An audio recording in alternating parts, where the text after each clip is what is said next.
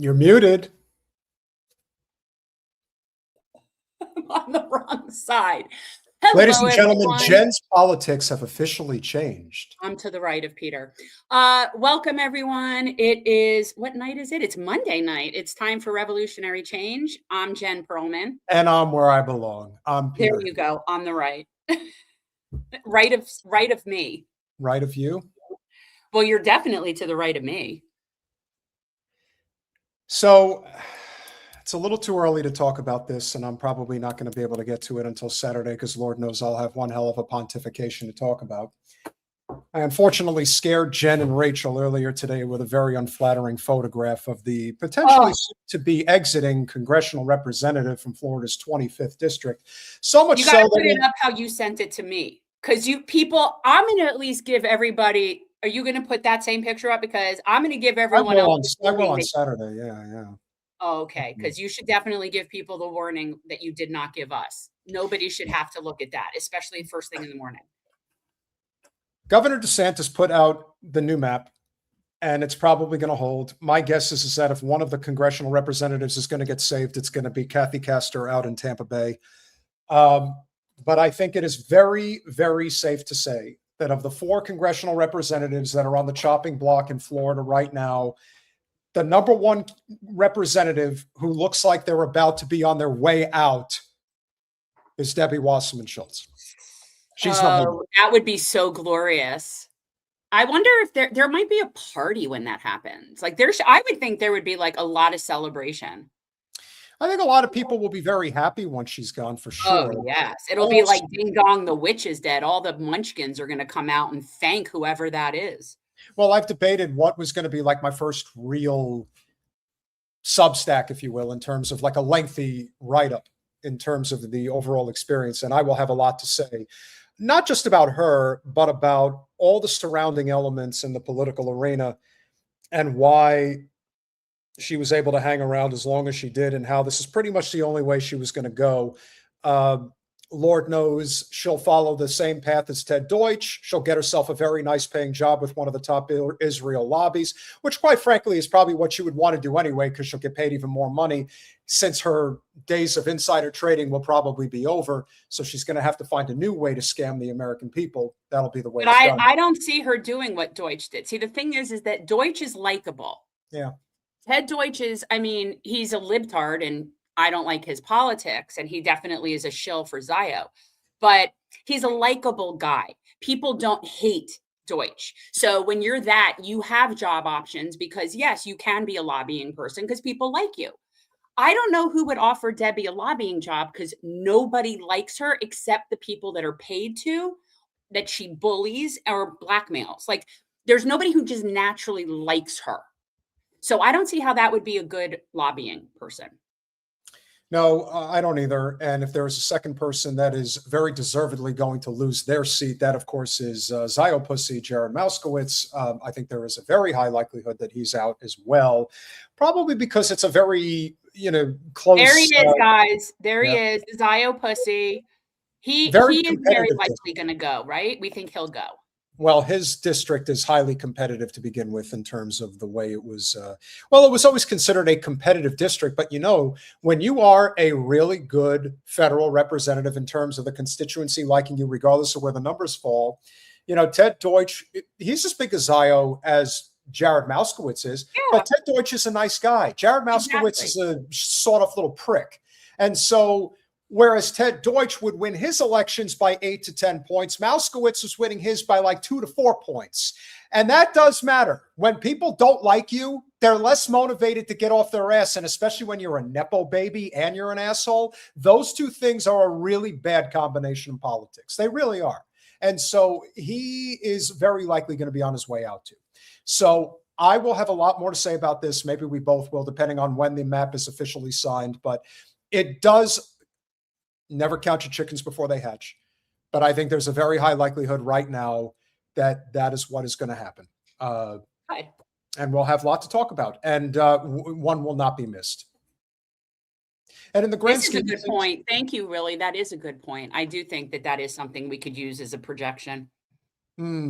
Yeah. Well, she'll definitely age that way, I am sure, if she hasn't It already. ain't going to be pretty. No, but she's very rich, so ill-gotten gains as they may be, probably will do a thing or two to avoid the same fate as washerwoman Schultz, or Brillo pad, or whatever you guys want to call it. But all jokes aside, in the grand scheme of politics, we try to do everything we can in our capacity to focus on the stories that actually matter. And before we get into what obviously is the primary story that everybody's talking about, and there are a lot of layers to it, is there a story that you would like to start with this evening? I mean, are you talking about specifically the White House correspondents dinner?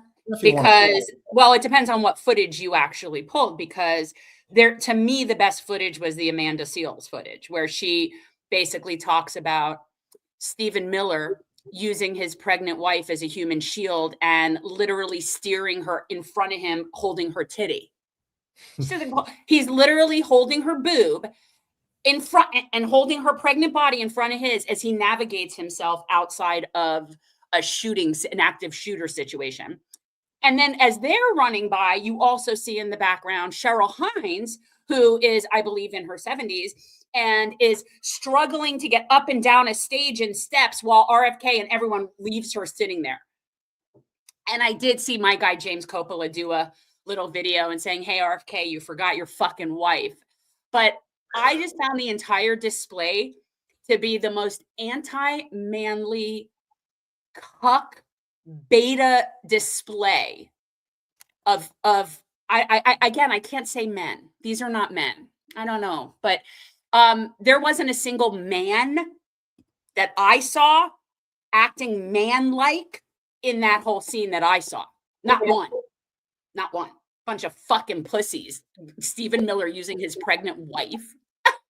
Can't make this shit up. I don't know what it is, but my computer froze up on me for a second. Colin, if you can grab that photograph of Mr. Miller, Mr. Heinrich Miller, which should be his real name, Heinrich Himmler. Do we have the clip from? Well, Colin said that you did not send the clip from Amanda Seales, so if you want to send that over, but I sent him articles, but I will. Yeah, no, if you could send the clip. If there is an image. I've talked about this a lot when it comes to the certain types of people in power that end up doing the things that they end up doing, which is very detrimental to humanity. There is no question that if there is one person who stands above the rest of the Trump administration, it is Stephen Miller. I do believe that he has as much tendencies towards Heinrich Himmler as anybody I've ever seen. One of the more, what I would consider stories about Heinrich Himmler that never really got talked about enough. Heinrich Himmler was the architect of the final solution. And this is a man who, when given the opportunity to assassinate what I believe was a Soviet POW, he became so sick after doing it that he threw up all over the place. This is the person who wants to kill millions upon millions of people, yet when it comes to doing the wet work, he's not capable of doing it. And so as Stephen Miller, who so gleefully is in favor of pushing forward, if there is a person who truly is pushing for the genocide in Gaza, the war in Iran, the genocide that will inevitably come in southern Lebanon as part of the Greater Israel Project, this is the numbnuts cue ball that is actually doing this. And yeah. Wait, I just sent Colin the video clip because Amanda does sort of point out something else that's very interesting about the whole scene that's going around. Not to mention, okay, they take JD Vance before Trump. Trump is just sitting there. Kash Patel just sitting there. There's all these, and not a single person is helping any of these women to get out of an active shooter. Is that so MAGA? Is that manly MAGA thing? Is this what that is? Well, it ain't America first. It's definitely not. Did you get the thing, Colin? I think I sent you. Definitely not man first. Oh my God, look at him. He's like holding on to his pregnant wife for dear life. Don't leave me. Don't leave me. No, we gotta watch her take of it. I just sent it to Colin. Total Woody Allen vibes. Just a complete cuck of a male who. Oh. But within the same shot, you see those two, and then you see RFK with Cheryl Hines trying to keep up with them. And not one of the men, not one of them turns around and even acknowledges her. I'm sure he would say something like that. But you know, the amazing thing about people like Stephen Miller, who would say that there are 100 million too many people in the United States, Stephen Miller is never referring to himself. You see, Stephen Miller is one of those people who truly believes he's chosen.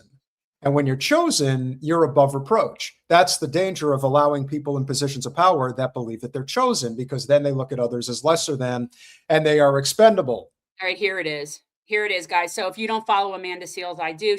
This is how I even saw this whole thing. Okay, we've already established that it was a hoax. It's just nonsense. But can we first I want to point out that Stephen Miller is using his pregnant wife as a shield while holding her titty. Okay, so I just want to point that out. He is leading with his wife as his shield. And then I want to point out that is Donald Trump.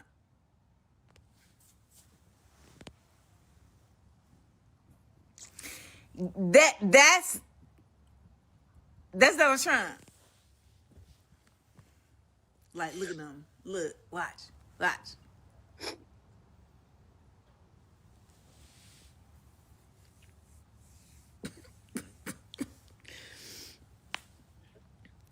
I don't know if I'm laughing to keep from crying, laughing to keep from going and I don't know what I just want to share it with y'all because that's that nigga right there. Yeah, that's Stephen Miller. There's Stephen Miller using his pregnant wife as a body shield during an active shooter situation. When you consider how these men conduct themselves, is it really a surprise? I don't think so. I think that the way that they behave is very reflective in why they are the way that they are. There are emasculated men are always the most dangerous when they get power. That's the problem. Yeah, that's exactly what it is. So ridiculous. But to me, and then Kash Patel just sitting there, the head of the FBI, and the camera goes to him, and all this stuff, and he's just sitting there looking around. We've made a complete mockery of all the positions of authority in our government, but that's not to say that we generally ever have good people that are in there. Remember, President Obama had John effing Brennan in that position. So let's not pretend like we do not have a completely broken country. We do. That's a big part of it. And I like when these guys get exposed, but at what point do the American people say that they've had enough? I can't think of a situation that was probably more obvious a fake than anything we have seen yet. And whatever the reasoning is, let's, Colin, I know that I think I sent you. Which part do you want to show of this? The whole thing was very contrived, but not only was it contrived, it's just a very poor job. Like they're getting lazy. They don't even try to hide it anymore, is what it looks like to me. It's so silly. Well, we're going to jump around in a few spots, Colin. I need the. It reminds me of Laugh-In. Remember Rowan? Well, you don't remember, and I only remember. I need the message from the MAGA crowd, the MAGA influencers. It's like Rowan and Martin's Laugh-In. These people. It's like Andrew one person is more ridiculous. Yeah. Andrew Colvin, who clearly was in on Charlie Kirk's removal. This is why President Trump needs to build the White House ballroom. Libs of TikTok, Chaya Rachik, the Zio piece of garbage from Brooklyn, you know, that lady. This is why Trump needs a ballroom. Jack Posobiec, traitor. Thank God President Trump is building a ballroom to the White House. And wokeness. You know, that ridiculous Irishman who's, I can't forget, whatever, O'Reilly or whatever the hell he calls himself. Now you know why the left is suing to block Trump's privately funded White House ballroom. Wall Street Mav, a joke. We need the White House ballroom. Meghan McCain dancing on her own father's grave. I don't want to hear one more effing criticism of Trump's new ballroom at the White House. Yeah, that's Meghan McCain saying that. Oh, Lord. She likes to go both ways. Ugh. Meghan McCain likes to play both sides. Nick Adams, build the White House ballroom now. Randy Swine, we'd better never again hear a peep from anyone complaining about a White House ballroom. These people are such useful idiots. It's amazing. Yeah, Randy, you want that ballroom? Why? has been Will it be pointed big out. enough to accommodate you? Is that why it'll not have size restrictions? The seats will hold extra weight. What is it? Well, Ashley St. Clair, who is one of the test tube baby mamas of Elon Musk, did come out and say that all of these guys are paid. They're all in group chats together. They all get the same message, just like the shitlibs did. I had a couple of friends that were at the correspondents' dinner as well, and I see who they rub elbows with. I don't have anything, it's not like we would be collaborating on anything, but, I keep a close eye on how they operate. And the fact of the matter is, a lot of people love the pomp and circumstance of politics. There is a feeling of acceptance and being in the club and feeling important, and that matters to them. And all the while, you should see what a big decked out deal people were making. Going to the White House Correspondents' Dinner is like going to the Met. What's that Met event called? The Met Gala, but for ugly people. Yes, politics is Hollywood for ugly people, and there were some uglies. I think it's absurd.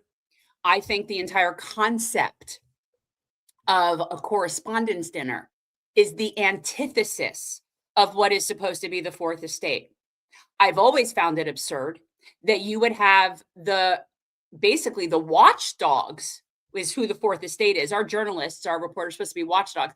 You have the watchdogs hanging out with the people that they're supposed to be watchdogging. So the whole concept of a correspondence dinner is a testament to the destruction of the fourth estate. If we actually had a functioning fourth estate, there would not be such a thing as the correspondence dinner.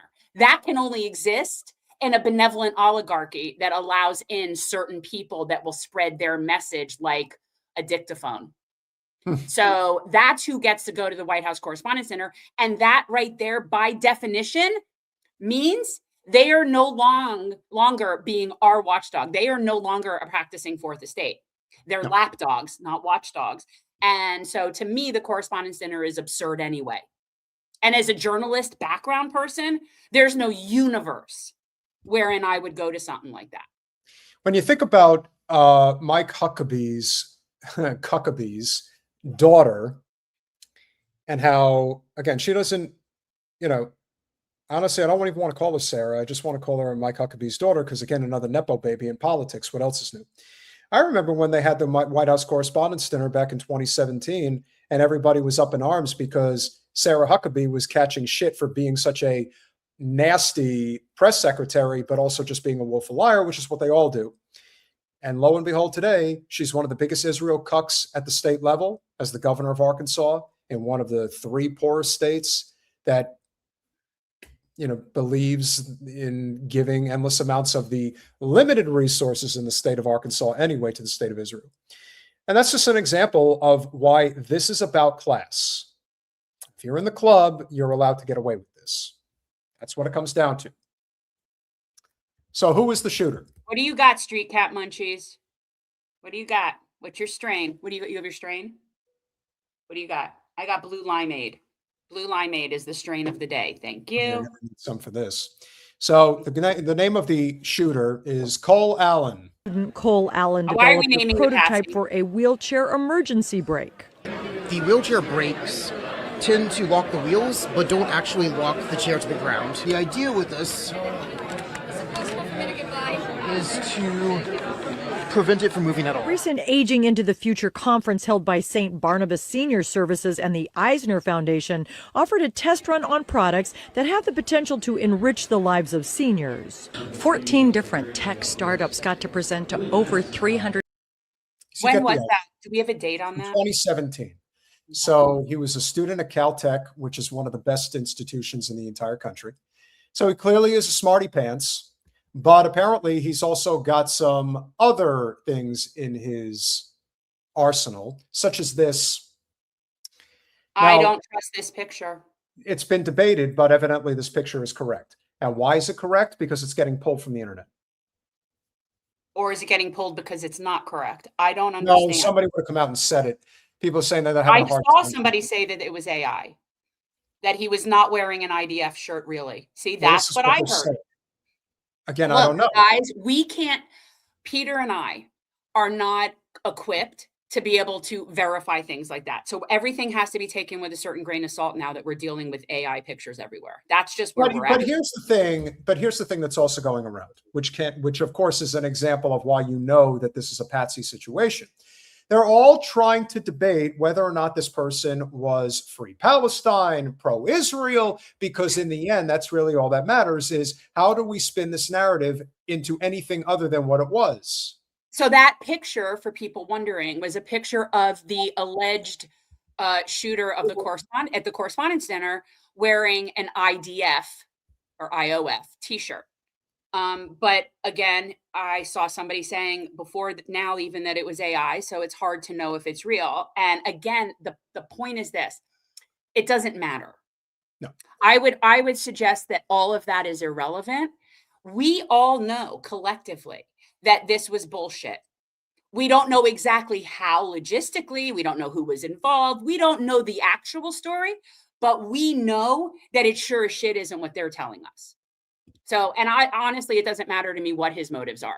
I also don't believe a word that they're saying in some manifesto. Every time that somebody says there's a manifesto, okay, well, whatever, it could be real. It still doesn't change anything. That's my point. I don't care if he's wearing an IDF shirt or not. But the fact that we're debating that instead of looking at what we're supposed to be looking at means that they were very successful in this false flag. Because we're all sitting here and debating stuff that's completely irrelevant to any of it. Yeah. To any of it. They needed a reason for that to happen. I think that they just wanted a way out of there. Yeah. Again, apparently Trump sundowns at night now, and he doesn't want to have to speak late at night. And he was probably dreading giving his speech because he's sundowning. This is the first White House Correspondents' Dinner that he attended since he became president. Isn't that a coincidence? Yeah. I totally don't want to do this. It's really boring. Make up some fake story.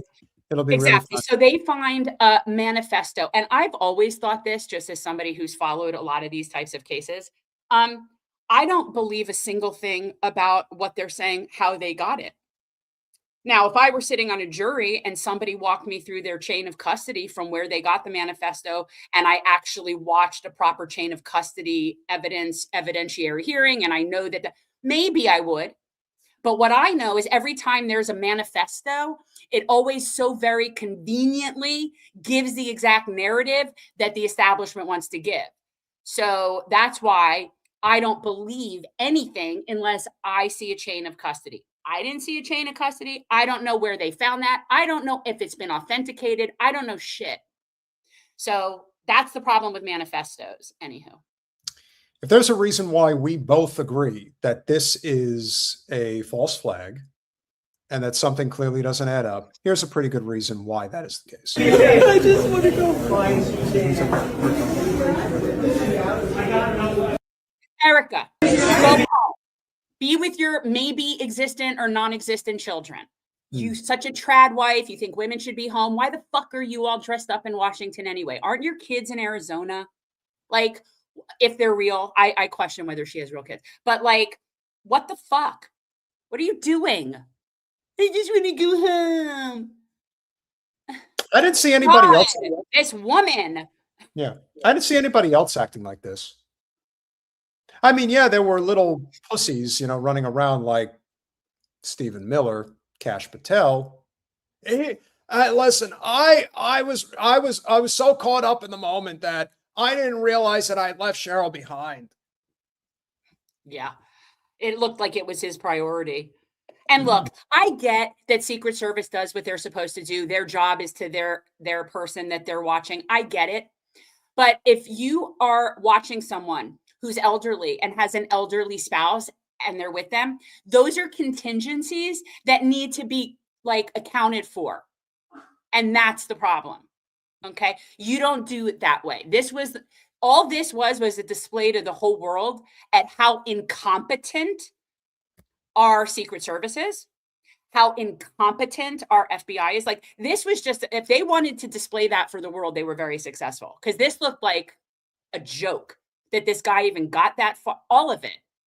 It's embarrassing. I'm almost embarrassed for them. Why is she at this event? Well, she's a media person, isn't she? TPUSA, isn't she the head of that now? The White House correspondents said, listen, for all things that we could say about crappy people in the media, and Lord knows it's not media anymore, it's stenography, which again would probably base the argument to say that, all right, well, if it is stenography, so then what the hell's the difference? Well, when you allow somebody like this to not only be there, but to become a prominent featured face upon this tragedy that took place, not only is she coming out, but the cameras are there. She knows the cameras are there. Why don't you check to see if those tears are even real? Because I'm not sure they real, and it doesn't matter. I just want to go home. You want to go home? Go. Please, we all want you to go home and go away too, Erika. This was someone that I could have spent the rest of my life never knowing even existed. Yes. And I really wish that I could go back to that time. Yeah. I was happy not knowing anything about this person. Like, I don't know why I have to keep looking at this person. It's like Tammy Faye Baker in a younger form. I didn't like it the first go round. So I don't understand it. Now, the problem here, of course, is, and this is the thing about shit-lib media, because, of course, they would do something like this, as I mentioned earlier. Jonathan Capehart, let's just say there's a reason why he does a weekend show. And this is what they feel was important to talk about, because people are questioning the official narrative. This is the shit-lib channel. This isn't Fox News. This is MS Now.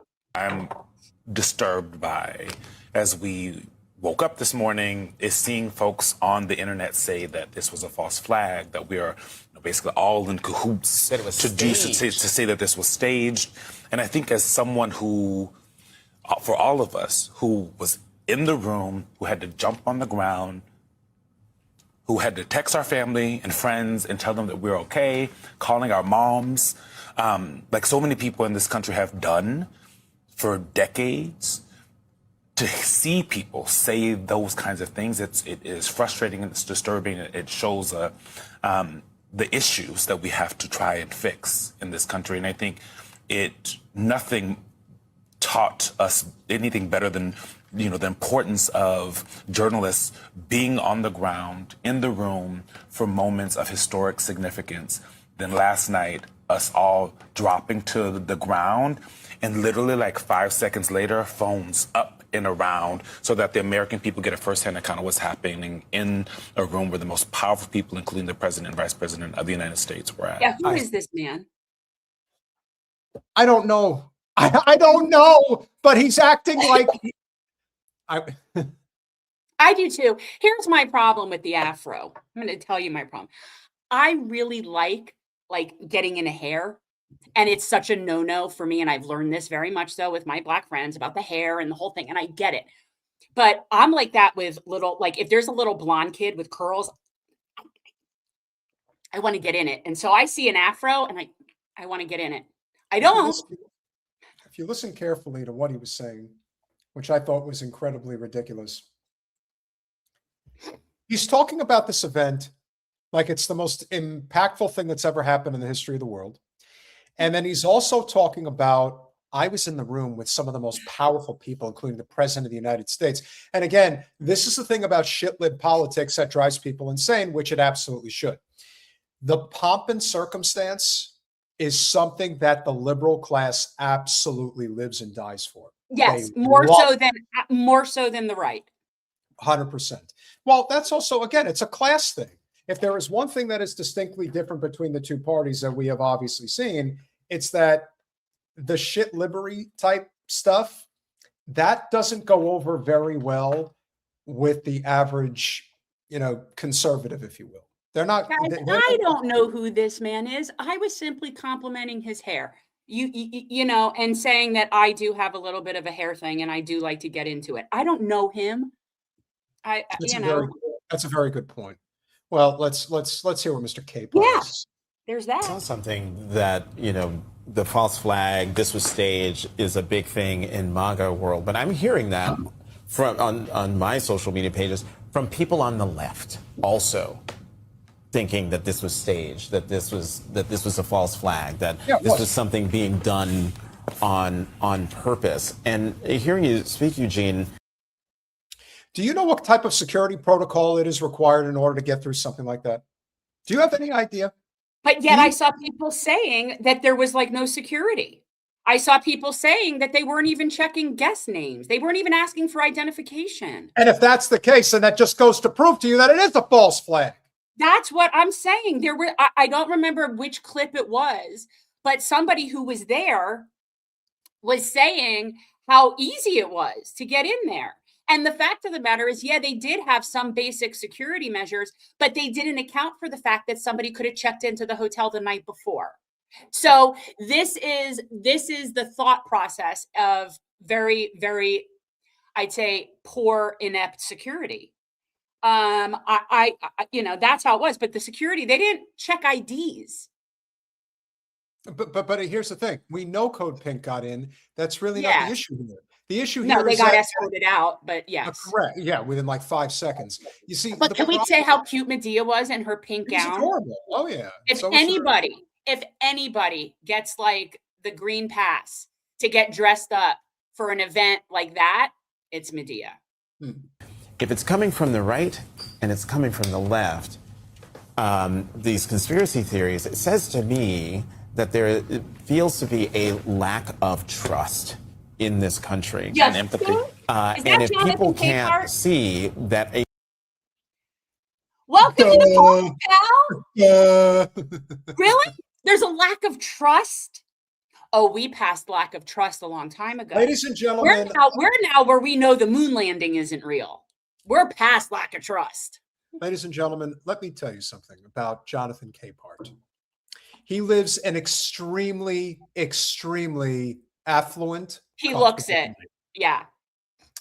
So a hangnail is the type of thing that is going to upset somebody like him.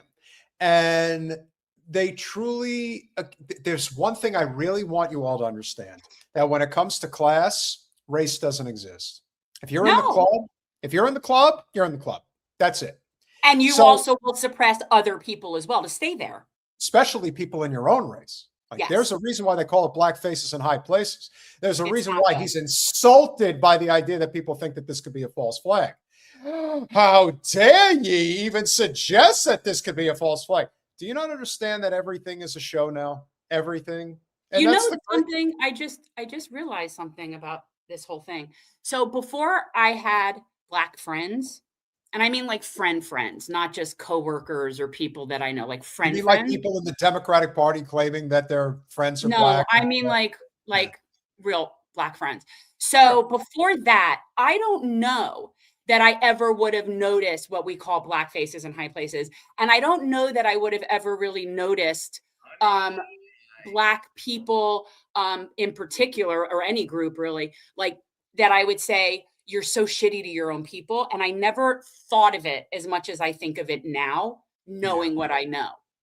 You know what I'm saying? Like, so now when I see people that are this seemingly connected to, but obviously not, very vulnerable people, and yet the level of oblivion is, it's just, I don't know. It's a room full of journalists ran out of the room, got in front of cameras, got on their platforms, telling people what happened in the room. If you cannot trust what we are telling you, I don't think that's an issue of journalism. That is an issue of American society. And so if you're watching The Weekend, you've been watching us, you've watched us now for 4 hours, I hope you know that we are telling you, because we were in the room. We were sitting right next to each other. Jackie was right next to me, to my left, and Eugene was to her left. We're telling you that what happened last night was real. Everyone likes to be an armchair quarterback at the end of the day. Tons of people looking at videos wondering, oh, why was Kash Patel the last person to leave the ballroom? Did Secret Service mess up? Did they forget about? Yes, you know, reasonable Jackie questions that reasonable people would ask. Wait, what he just said before, I lost it for a second. He said something that really was not cool, and I wanted to say something. Go back to him, would you? Sure. Go back to whatever he was saying. Yeah, let it play. For 4 hours, I hope you know that we are telling you, because we were in the room. We were sitting right next to each other. Jackie was right next to me, to my left, and Eugene was to her left. There. Unless he's talking about Eugene Puryear, and if he is, and Eugene Puryear does an episode of his show and explains like any real legitimacy, then maybe I would believe it. If he's not talking about him, I don't know who he's talking about. So that's what I wanted to say, because I don't believe anything. Yeah, and I don't need to. We don't need to continue playing Jackie Alemany. I could tell you that I met Jackie back at the Democratic Convention in '16 in Philadelphia. She was an up and comer at the time. She was somebody that was going to cover. I think she was with CBS News at the time. But this is a blue blood woman. This is a woman that comes from good stock. She went to Ivy League. You know, we talked for a little while, but there is a. I'm telling you guys, if you've never been around the wealthy class, the elite class, they truly do think that they're better than you. They do. And there's a reason why, as Jen has pointed out, that there is a high likelihood that the Democrats in their current incarnation cannot win another general election, because they're made up of people like this who will not stop talking like this. And the fact of the matter is, as much as people think that the Republicans are going to get shellacked in the midterms, and that might very well happen. Whoever the next Republican nominee is going to be, even if it's Marco Rubio, it's going to seem like such a sigh of relief compared to somebody like Trump, that people are like, oh, okay, well, he's an adult, so we can vote for him. I'm telling you, the way they sit around, they pontificate. Yes, that word, that is what they're doing. It speaks to why people do not want to be a part of that stuff. And I don't blame them. Now, was there somebody there who actually did do a good job? Yes. As Jen pointed out, these are the people that if we were in Washington, D.C., this is who we would have went into the White House Correspondents' Dinner with. Targeted and killed more than 260 journalists. Talking to people nicely. We were in there talking about Amal Khalil, a Lebanese journalist just murdered by the Israelis. Don't touch her, you pig. It amazes me how they just will manhandle people. And by the way, I feel like that about whoever they're manhandling. I was equally as infuriated about Brian McGinnis being assaulted. So it's not a gender thing. Look, can we just honestly stop and look how cute Medea wearing her pink dress for the... Yes. Yeah. But this is a very important thing to point out, what these two ladies are talking about. So yes, these journalists, quote unquote, and I, again, loosely, very sort of like men in that room, journalists. These people do not care that the Zio state has killed more than 250 journalists and now just killed another however many in Lebanon. And they don't care about that. And that's the big story. That's the big story. Exactly. And they're too busy being cover anything that's going on in there. You have the audacity to go to the White House Correspondents' Dinner and pretend like you can't hear them saying, hey, you know, another journalist just got assassinated. Do you know that? And it's one of their own, and they know it, but they don't care because, again, it's not about journalism anymore. It's not. This is about being in the club. This is why they're stenographers. They are not actual truth tellers. And they're all bought off because all of the major publications are now owned by the Zionist billionaire class. There's no challenging power anymore.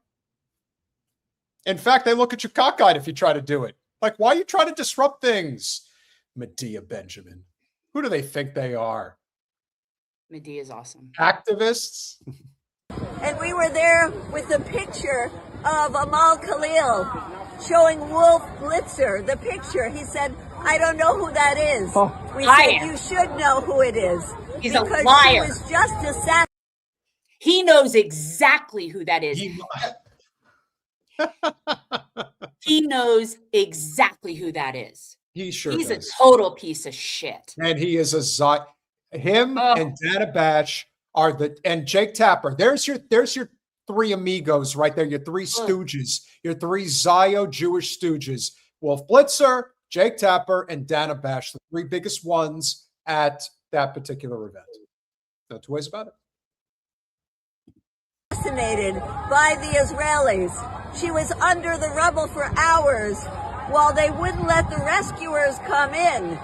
They were targeting her and then targeting the people who were going to rescue her. By the time the rescuers got there, she was dead. And these are the colleagues of the people celebrating the war criminal. Both Donald Trump and Pete Hegseth are going to be in there tonight. And these journalists, in quotes, are celebrating while people are being killed in the West Bank, in Gaza, in Lebanon, in Iran. Every single day, their colleagues, their journalists are being murdered. Saw Jen Psaki in there, she turned her back. We saw Sheryl Sandberg in there, turned her back. Turned her back. Turned her back. They are. Why is Sheryl Sandberg in there? Why is she there? Technically, Sheryl Sandberg, I mean, I'm not sure what her organization is now, but somebody who's the COO at one point of Meta technically would be media. I'm disgusted. Oh, please. See, I heard that and I'm like, I wonder what Jen, would have were you happened if I were standing with Medea and Cheryl walked by. Oh, she would pretend like she didn't see you. There's no way I'd let her do that. There's no way I'd Cheryl, let her do that. Cheryl. I'd be like, oh, come on. Jen, why are you hanging around with those China No, and I don't think anything that's top of mind. Again, I'm a year behind her, but I've known her since I was in first grade. We went to elementary school together. And so, no, she's not going to pretend that she doesn't know who I am. But no, I'm not like top of mind. Maybe she'll have a weeping funeral when Wasserman Schultz is no longer in Congress. These are not journalists. The people on the ground in Gaza are risking their lives daily, having to report on their own people, their own families' deaths. We just saw Amal Khalil in Lebanon. And these journalists are sitting here partying with Donald Trump and Pete Hegseth and Stephen Miller. And this is how they treat us when we try to tell them, all we want is for you to report the truth. Talk about the genocide of Gaza, talk about the genocide in Lebanon, talk about the illegal war on Iran, talk about these things instead of just staying silent and then coming and partying with the war criminals that are in charge of these decisions. This moment will go down in history, and these people are on the wrong side of it. How dare you all just stand here and party with war criminals? Nice journalists. Yeah. Again, those are not journalists. Those people are an embarrassment. Yeah. And I'll tell you why. It's very simple. The entire city of Washington, D.C. could be on fire and they would still want to be in that room. They still want to be in there and they still want to be in. Again, it's a sense of feeling important. And I learned this a long time ago, guys. I was at the whatever the name of that synagogue is at Century Village when Canova and Wasserman Schultz were running against each other in 2016. And I remember there was one of those precinct captain ladies or whatever, she's probably like 75, 80 years old, whatever she was. And she had like a way about her, I'm a big shot around here. And she talked about how, I know Hillary Clinton personally. She talked to me before. Like they live to talk about that stuff. That's the stuff that gets them up in the morning. Hillary Clinton, she vomited on me and I never cleaned the shirt. It's like something like that. That is unfortunately a mark within politics that is all too common when it comes to this pomp and circumstance. It's why people, it's a feeling of community. I get it. But this is a whole other level here. This is a level of I'm in the club and I'm going to do everything I can to either get into it, stay in it, or endear myself to those that are in it that can get me to the next rung on the ladder. And that's what it's about. Unfortunately, I just think she looks great. She's I forget her name. She's with Medea. I mean, I know who she is. I think like Lebanese or something like that. I forget. I don't know. I can't remember her name, but God, she is so rocking that. She looks so gorgeous. Like I'm just like, I can't believe, like, good for them that they at least dress up to go in there. I don't think those people deserve that, but I don't think that those people deserved her looking that good. You know what I mean? Like they don't deserve that. Now, we would be amiss not to end this on a very humorous note, because Lord knows it is. Is there one? Oh, there is. Absolutely. So listen, I totally decided to sit down with CBS News because, they pay my checks these days. CBS, the Zios, Larry Ellison, they tell me what to do. So I had to do a little sit down with Nora O'Donnell, really terrible, totally fake news journalist. And we had ourselves a little bit of fun. Called Manifesto is a stunning thing to read, Mr. President. He appears to reference a motive in it. he writes this quote, administration officials, they are targets. And he also wrote this, I am no longer willing to permit a pedophile, rapist, and traitor to coat my hands with his crimes. What's your reaction to that? Well, I was waiting for you to read that because I knew you would, because you're horrible people.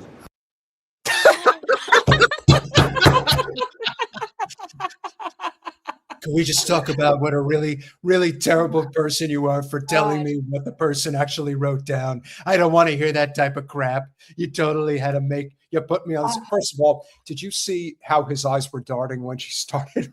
Okay, this is the thing. They're all trained in this method. All those people, they're trained to, you deflect, you attack. You deflect, you attack.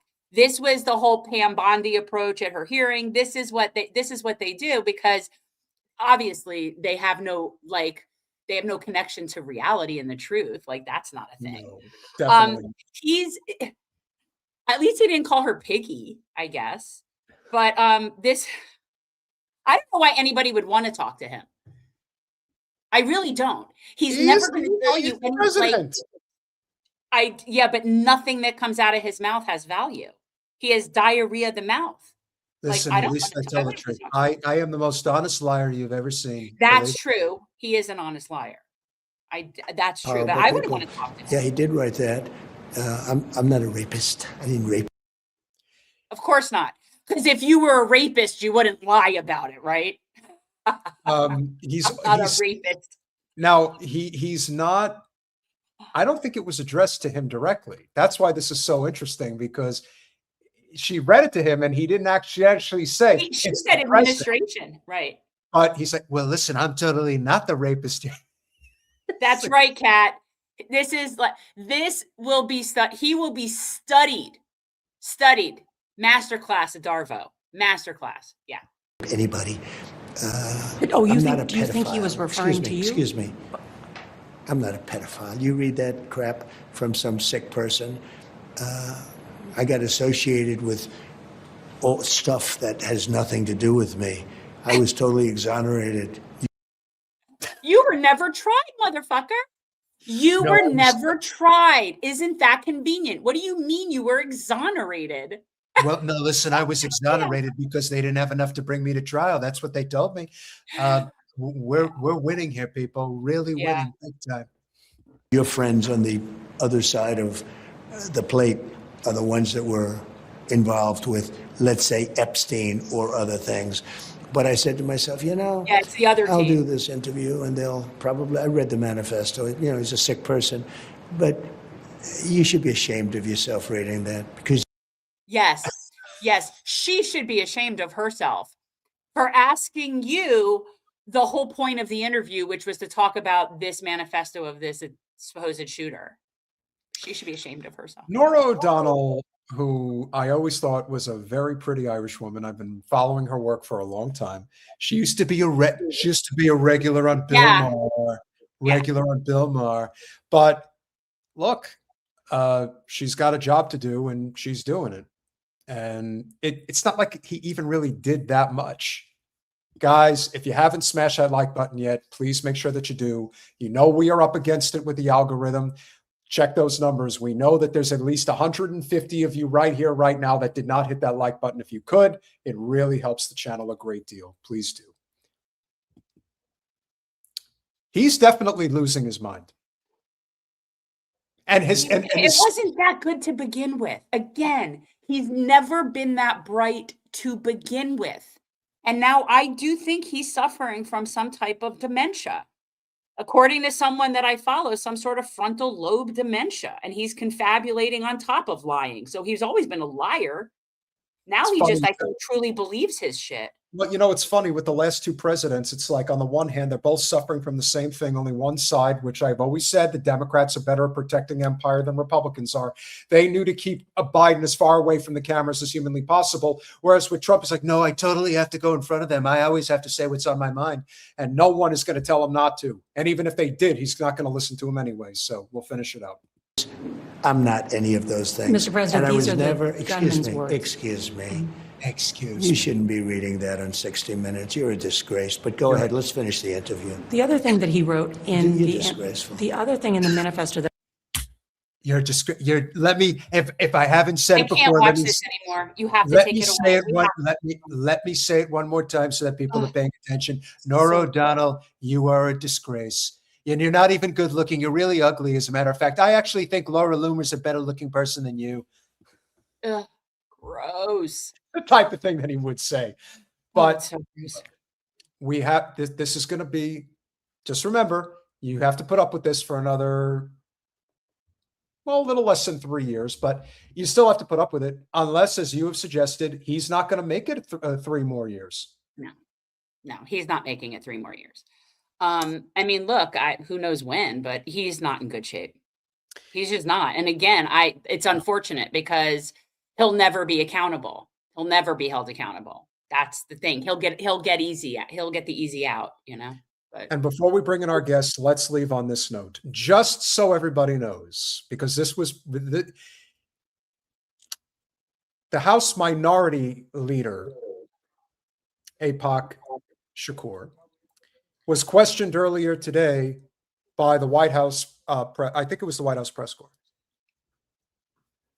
Would you bring about any impeachment proceedings should the Democrats take back the House in the midterms? And he said, no, not at all. Got more important things to deal with. And what's funny about that statement is this.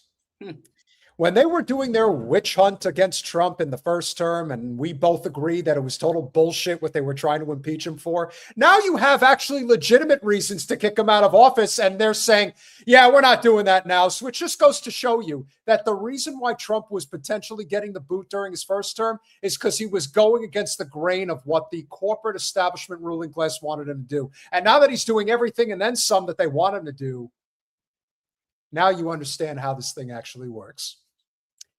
Jen, would you please introduce our esteemed guest? I will. So, guys, we are having a guest on that is we get connections from some really smart people. But Robin Andersen, and for, like how we came across her is I knew there was a connection with Project Censored. So that's how this all came up, was the connection with Project Censored. So Robin Andersen is a professor emerita of media studies at Fordham University. She is an award-winning author. She's written a dozen books.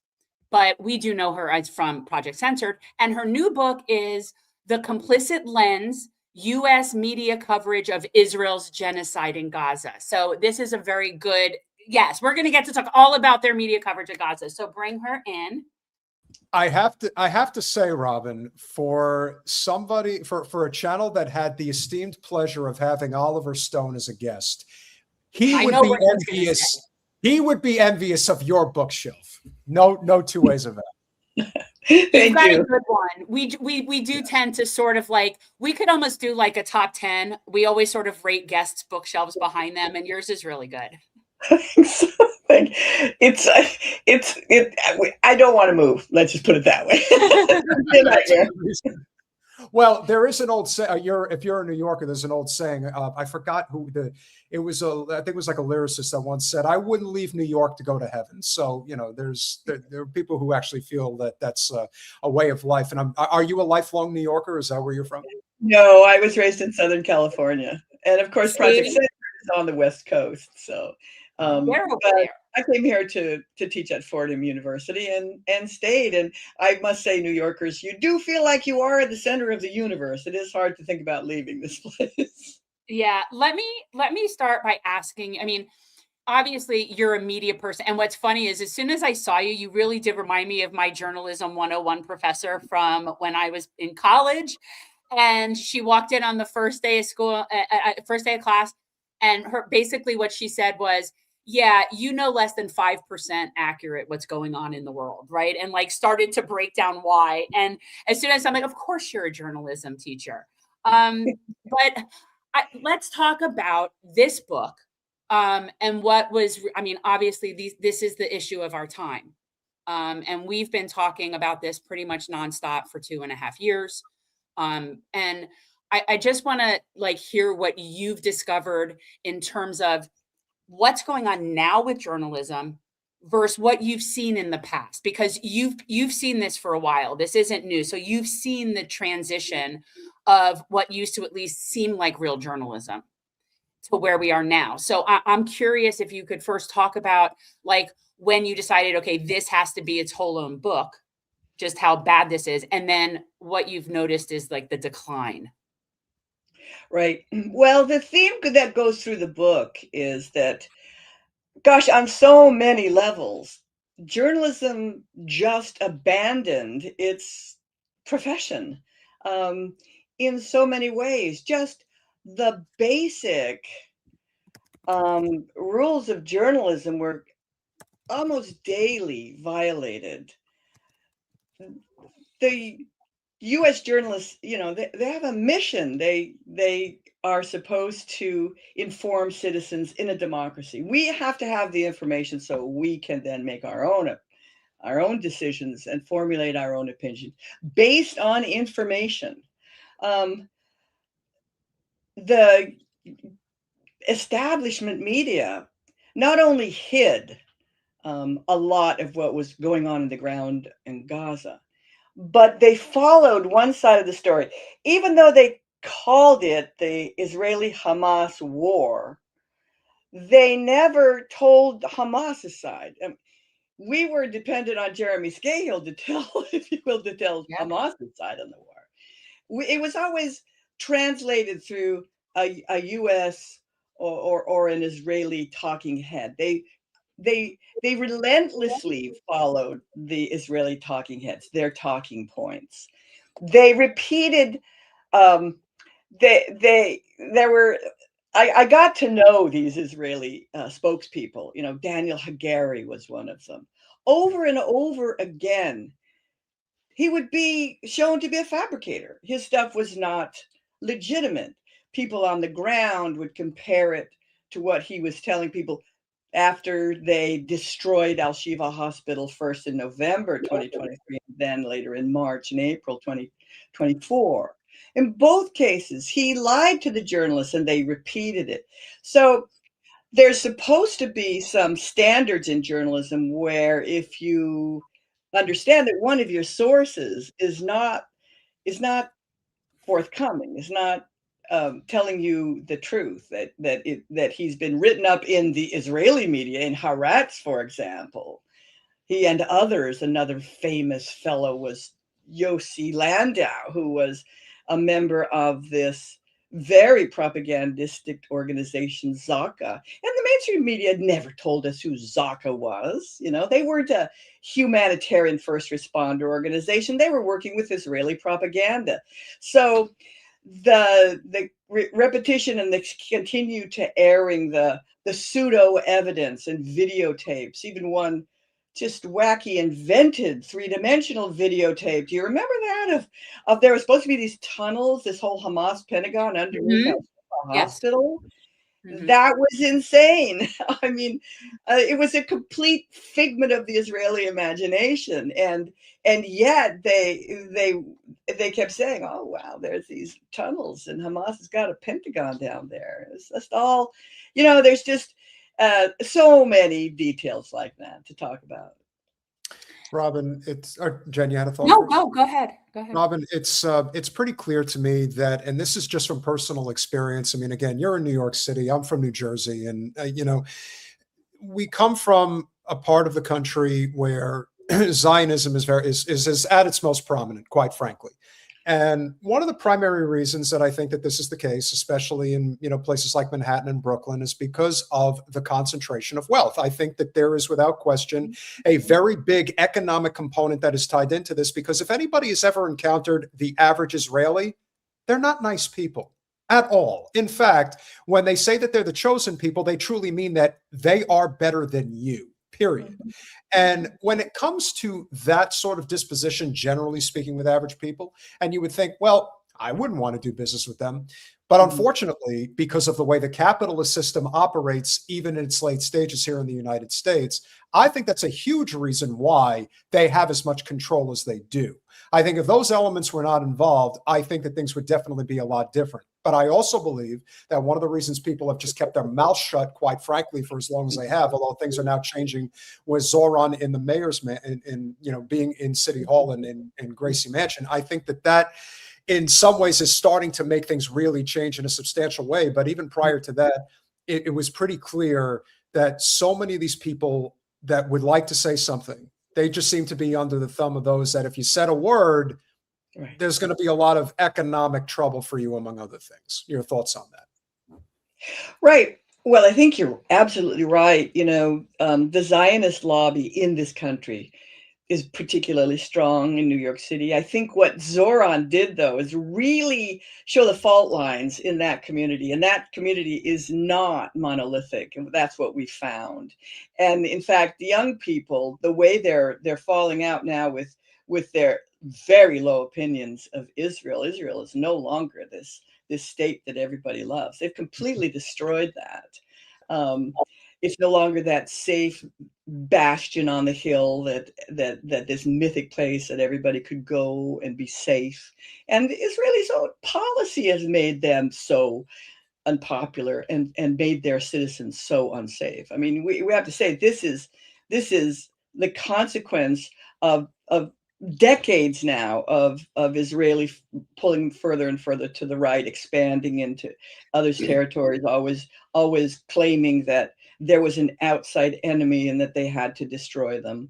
This has been going on for years. So let's say that the Israeli lobby has been so well funded and so influential. We know about all the primarying of Democratic candidates, Congress. We probably know that 82% of our Congress people have taken money from AIPAC. That's an enormous amount. AIPAC gives to both Republicans and Democrats. Then there's other aspects of the lobby that have to do with public discourse and civil society. So it's not only in journalism. It was in those other realms. But particularly in establishment media, particularly the New York Times. I have devoted an entire chapter to the New York Times and the Israelis' point of view. But Canary Mission, and what we know that Canary Mission has been attacking students and faculty literally for years. And there is a cost to that, as you were saying, Peter. If you were part of a Palestinian solidarity organization, Canary Mission would have you on a poster on their website. They would call your employees and students, particularly Palestinian students in this Palestinian students, but also other students who just, demonstrated against the genocide. They were viciously attacked by Canary Mission. There's another organization called Honest Reporting, and there's another one called Camera. Those two organizations have been putting pressure on the press for years. The New York Times, for example, fired a Palestinian journalist who was a photojournalist. He had worked in Gaza for 4 years, delivering really good, you're on the ground in Gaza when the Israelis are attacking you. It's a dangerous job. And he worked for them for 4 years, documenting what was happening up to October 7th. And they fired him because somebody in Canary Mission said that he posted a Facebook that was about his cousin who was in Palestine, and he thought that the Palestinian resistant movement, and he wasn't talking about Hamas. He was talking about things like the Great March of Return and most of the year 2018. This was nonviolent. They fired him for that type of posting. Meanwhile, one of their bureau chiefs, Jody Redoran, when she first got to Israel, and she admits that I first came here with a Zionist youth group, and I just loved the old city so much. But I tell it from the Israeli point of view. She openly says this kind of thing. And then on her Facebook page, she was talking about after the Israelis, killed Palestinians again in 2021, 2022. She went into Palestine, into Gaza, and she said, well, going through, where people have been killed, even though there more Palestinians than Israelis were killed, the Israelis seem kind of more traumatized by it. Palestinians have this this martyr syndrome, and Palestinians, they just don't have as big as lives. She actually said this, as big as lives as we do. And when I talked to them, they had a ho-hum attitude toward the death. Ho-hum attitude. She was talking about the death of their relatives after an Israeli attack. They had a I ho-hum I think it goes without saying that if there's one thing that is keeping the Israel lobby, the Zionist movement afloat in the United States, it's the last bastion of what they've got, and that is anti-Muslim bigotry. It's the last thing they've got, and they're going to exploit it for all it's worth. But once that is eventually put to bed, and I do think if Abdul El-Sayed does end up winning the Senate race in Michigan, that's gonna be a very, it's almost like a death blow, especially in a state like Michigan, when you consider that while, Bloomfield, Farmington Hills is not the same as Brooklyn and Miami, it's still a very big Zionist area in the state, in being that Michigan has that. And if they're to lose that, I think that that's going to be a very big blow, and just another example of how they're on borrowed time here in this country. They really are. Yeah. Yeah, we can measure that. I mean, I'm sure you've seen the latest polls of how people not only are against the war in Iran, but the favorability ratings. The majority of all people, of all youthful people, 18 to 35 in this country, are a majority. That is 51% of Republicans, and then far more of Democrats. And you can't even run for Congress now and be hit with, you take AIPAC money, you won't make it. And in fact, I believe if the Democrats in the next presidential election don't put up an anti-war candidate and finally say that genocide bad, genocide bad, they're not going to win. So I don't know. I don't know what's going to happen, but this heyday of the Israeli lobby is, you are absolutely right, coming to an end. Finally, I've noticed that, well, I was at a conference in Manhattan, and it was a journalist conference, and my Project Censored colleagues and I were on a panel, and we were talking about Trump's first year in office and how he had done all these authoritarian things and attacked the press in this and that way. He was just really on a roll. He was rolling back, all kinds of civil liberties and journalistic rights. And we didn't even say anything about Trump or Gaza. But the minute we stopped, a person in the audience said, "You're anti-Semitic." And it took me a while to figure out what she was talking about. And Mickey had read out the title of my book, and it was a subtitle: "The U.S. Media Coverage of Israel's Genocide in Gaza." And I tried to tell her, well, there are actually really legal reasons why it's a genocide, and there's something called the Genocide Convention, and there are rules of war, and if you violate those things, there are rules. Which is well after South Africa was pressing its case in the International Court of Justice. She wouldn't have any of it because I said genocide. I wasn't telling the Israeli side of the story. And even AP didn't say, has told its journalists not to use genocide. So I was using a taboo word, indicated that I was then anti-Semitic. And I write it in the acknowledgement on that book and say, this book is trying to go beyond that kind of journalism. Of course, we also know that, by 2024 in January for CBS, CNN, and April for the New York Times, that journalists leaked memos that were telling them from the editorial staff at CNN and the New York Times what could be said and what could not be said. And what could not be said, of course, was genocide, but also for the New York Times, a whole list of humanitarian international law principles, words in which we talk about war crimes, such as disproportionate violence, so refugee camp, ethnic cleansing, occupation. None of those could be said.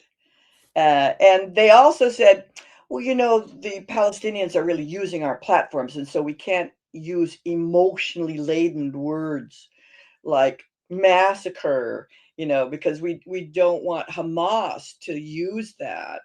Oh, and so just keep in mind that by the in the first 25 days of the war, 5,000 Palestinians had been killed, and they used massacre 53 or 55 times, talking about Israeli people who were killed, and they talked about Palestinian in a massacre one time. Palestinians got one time. Well, because Palestinians die. Palestinians just die. They just do. We don't know why. They just die. Israelis get murdered and attacked. Palestinians just die. It's brutal and slaughter, but Palestinians just die. We don't know where the explosions came from. Oh no, we don't know where the explosions came from. Because that was the directive from the Israelis and CNN. Yeah. They put all of their script, all of their copy through the Jerusalem Bureau. You couldn't say Israel bombed.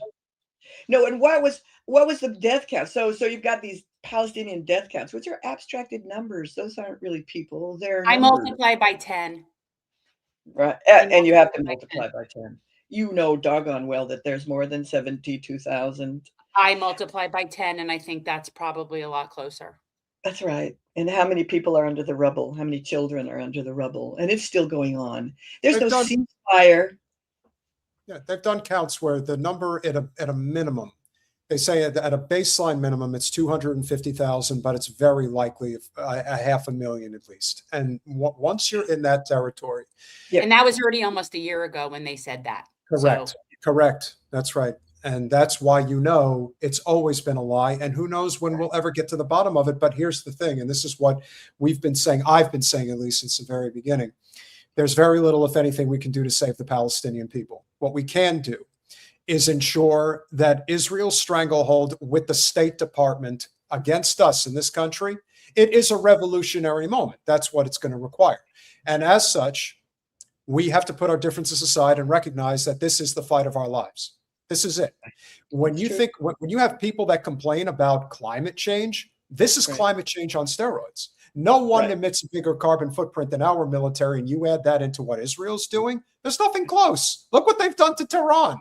I mean, this is insanity. So I think it's pretty clear that while us Americans don't move anywhere near as fast a pace as we should, once we have set our minds to something, that something's finished, like our relationship with Israel is finished, that means it's finished. It's not a question of if, it's a question of when. Yeah. And if you think about Minneapolis, you know, there's something, I wrote a couple pieces about Empire Boomerang, right? So we know that the riot gear, for example, that ICE was wearing in Minneapolis is the same gear comes from Israel, and it's the same gear that the IDF wears. You know, there are real connections between the military that we've been building up in this country and the AI and the big tech developments driven by data mining companies such as Palantir. These are the same technologies that are guiding the weapons, the AI that are also doing, you know, facial recognition. They're tracking people on their phones. This is the same technology that is being used to corral the Gazans. Anthony Aguilar, remember him? He was the whistleblower who came back from Gaza, having worked with what he thought was a humanitarian mission to give to feed the Palestinians for the Gaza Humanitarian Foundation, if you recall. He said he couldn't buy any of the gear he needed here. He had to buy it from the Israelis when he got there. And, you know, people become radicalized when he was on the ground, there was a Palestinian child. He wasn't even begging him for food. He was just looking at him, smiling at him. An Israeli sniper killed that child. Mm-hmm. What the Israeli IDF do? I mean, we've seen all of the war crimes. IOF. I call them IOF. Yes, they're not occupation defending anything. They are occupation forces. And by the way, when the New York Times told the journalists they couldn't use occupation, a journalist knew that. And he said, look, you're taking the occupation, which is the core of this conflict, out of the news frame. So, you know, you can't give anybody background or any way. If you're not using humanitarian principles, you can't have them understand this. If you take the occupation out, there's no way to understand this. So that's what the establishment journalists did. Not only did they not show you what was happening on the ground, they followed Israeli talking points and simply obscured all of the history and all of the connections. You know, that we're, you know, I still turn on the news or look at a podcast and people are still saying 1,200, that Hamas killed 1,200 Israelis, mostly civilians. People are just cottoning on to the fact that that's not true. Nope. They're still talking the rape story. I still hear them talking the rape story, which has been completely debunked. And something you talked about, how we always see one side. And I mean, that's our life, right? Like, that's our life. That's how we're taught history, from the perspective of the victors. Like, we're generally very one-sided with things, but it did used to be better. And I wanted to ask you, like, for me, I recall it changing drastically after 9/11 in terms of foreign correspondence and in terms of any sort of journalism that were people on the ground, certainly anywhere that would be dangerous, quote unquote, or where they might see something that we don't want them to see. But it seems to me that since then, we don't know anything about anything other than now, because of social media, we actually get information from on the ground people in Gaza, you know, aside from the journalists that they've killed. But otherwise, we don't know anything. I mean, have you noticed that this has been since 9/11, like the decrease in foreign correspondence? Yes, I should have answered your question the first time you asked, but it's a great question. I've been writing about war for a very, very long time. I trace it back. The real war that was very different was the Vietnam War. It was called the Uncensored War. The reason it was that was because journalists could go to Vietnam, they could get off an airplane, they could find a troop, they could go with them. They could leave that troop, they could go someplace else. There were military minders. That's how it was in the theater of battle. After that, war correspondents and war journalism always defined its quality journalism to be able to report from the battlefield. That's what they've all wanted. That's what they've always wanted. Over the course of the latter half of the 20th century, with the first Gulf War, right at the end, 1991, Desert Storm, they started with pool journalists, right? Okay, that's what it was. And then after 9/11, they embedded the journalists with the troops. And what that did was two things.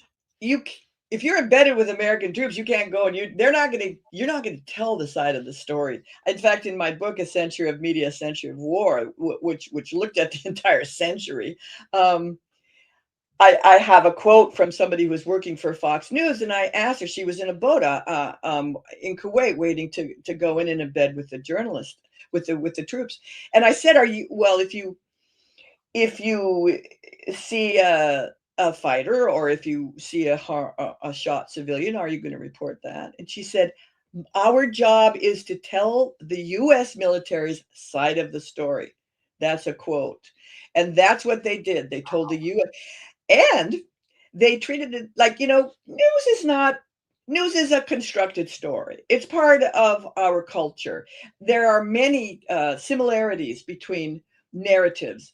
They're all based in narratives, and their cultural narratives, and their work for entertainment, and they work for television, and they work for films, and they're very similar narratives. And so what the invasion of Iraq used were the reality show. It was the reality show format. They were looking over the shoulders, the soldiers' shoulders, and they were saying, "Ooh, look at there, look at that.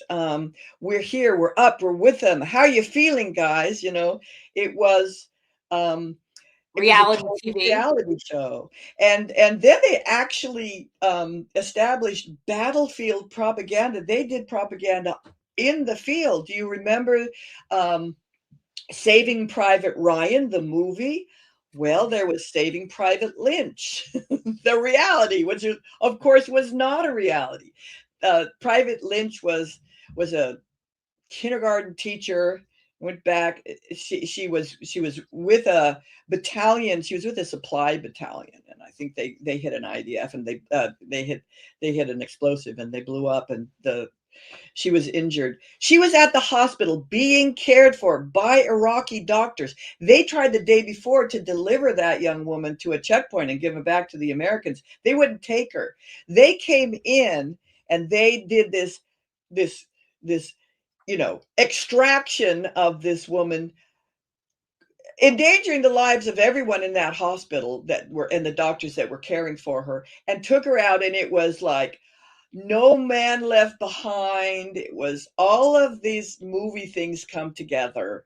And so the way 9/11 was different from now was that we weren't there, right? And for a long time, we haven't been there. We haven't been on the field of battle since Vietnam. And when we were there, it was very encapsulated and contained with these narratives. But what happened in Gaza is that we saw it on our handheld devices every day, and I think that's what that changed us. That changed us. They turned 9/11 and all of the invasions and the war on terror into various Hollywood gaming. They became first-person shooter games. They were blockbuster films. The connection between Hollywood and the Pentagon over the years developed more and more. And so for a long time, we've been thinking, wow, it's it's fun and exciting to do war, and it's all about valor and victory. And once we saw the images from Gaza, I think we finally understood that war is about death, it's about destruction, it's about horror, and profit. And profit. That's right. If there is something positive in all of this nonsense, which it's hard to find, we know that. There was a story that happened earlier today in your neck of the woods. It's actually pretty funny, but it's also a reflection in a lot of ways of how New Yorkers are in general. A lady decided that she was going to cause a big scene in Midtown Manhattan, and this is what ended up unfolding. Start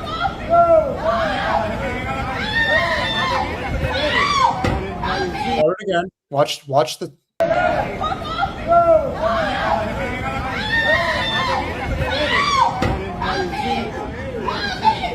Call the police. Call the police. Somebody call the police. Did you pay your fare? Did you pay your fare? No, he took a ride around the whole city and it's double charged me. Now I'm just in my bus. You gotta pay your fare. I see you, my boyfriend. You gotta pay your fare. You gotta pay your fare, miss. You gotta pay your fare. You gotta pay your fare. You gotta pay your fare. You gotta pay your fare. You gotta pay your fare. The whole city without using a GPS. I'm calling the fucking country. That's okay. I gotta pay your fare. You know what I love about this is they're all saying, "You got to pay your fare, lady." I'm going to call the police. Why? Because you saw a Palestinian flag on an immigrant's car. Turns out this woman is Israeli, and of course she is. You know, of course and this is the type of thing where they don't know any other way. They can't learn a new method. They only have this.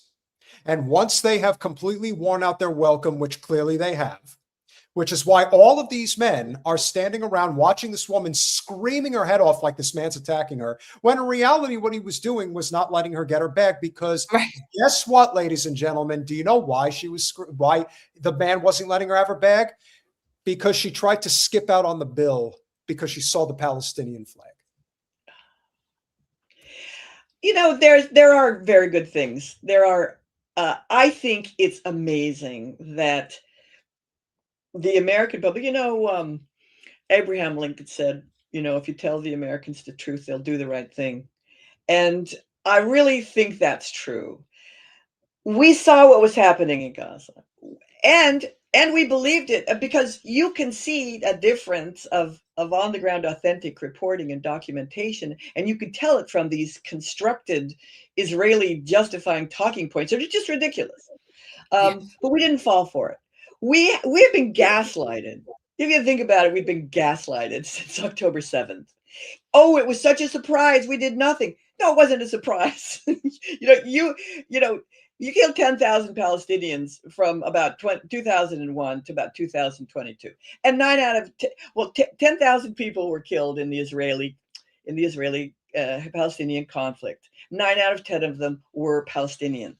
So all we have to do is look at those numbers, right? But we didn't fall for it. We were on a very steep learning curve. We saw the film Israelism right off the bat, and I think as a public, we began to see the absolute bravery of Palestinians under fire. The New York Times is calling them lawless and blaming them for their own starvation. We could see them banding together, sharing food, helping one another, helping each other pull the children out of the rubble, feeding the cats. We saw the humanity there. And I think it's been an incredible learning curve, but we relied on our own humanistic morals, and we have roundly rejected that. And as we talked about before, their lobbying, they can keep spending the money, but it's not going to work. No, I think their ship's dead. They're done. They're never coming back. And as soon as the generation that's like still alive dies off, to the extent, that people do, they're only going down. Like, they're never coming back from this. They're never coming back from this. And you actually, interestingly enough, you're going to have a very good idea tomorrow exactly how this is all going to go down. District 3 or Council District 3, which is, I believe it's the West Village, if I'm not mistaken. You have Lindsey Boylan, who is being backed by Mayor Mamdani and a plethora of other progressives led by Brad Lander and a few others. AOC is not one of them, just in case you guys were wondering. And then on the other side of the coin, you have the establishment's choice. But in reality, what you have, and I don't even remember the guy's name, it's like Carl Johnson or something like that. He's backed not just by the establishment, but by the Zio establishment. Like, it couldn't be more, the distinction in this race couldn't be more obvious. You have a, progressive lady. I mean, obviously Lindsay, was involved in, the story with Andrew Cuomo and all that. And I think she's well-intentioned. I think if she is able to get to, in some form of city council, that she will do good work. I think she does want to serve. She's good friends with Melanie DeRigo. So I could see this as a situation. We've had Lindsay on the show. Yeah. So I can see a situation where if she were to win, that obviously is going to be a big help to Zoran for sure. But this is a clear case where if you really want to see where the trend lines are going, see what happens with this race tomorrow. I think and then of course you have your primaries in June, but I think this race is very important. I think this will tell a lot. It will also, first of all, it's going to show just how powerful Zoran's endorsement actually is. And it's also going to show how weak the Zionist contingent within New York City is actually getting. So if Lindsay's able to win, that's going to be another blow that they can't afford, which is why they're all lining up behind this.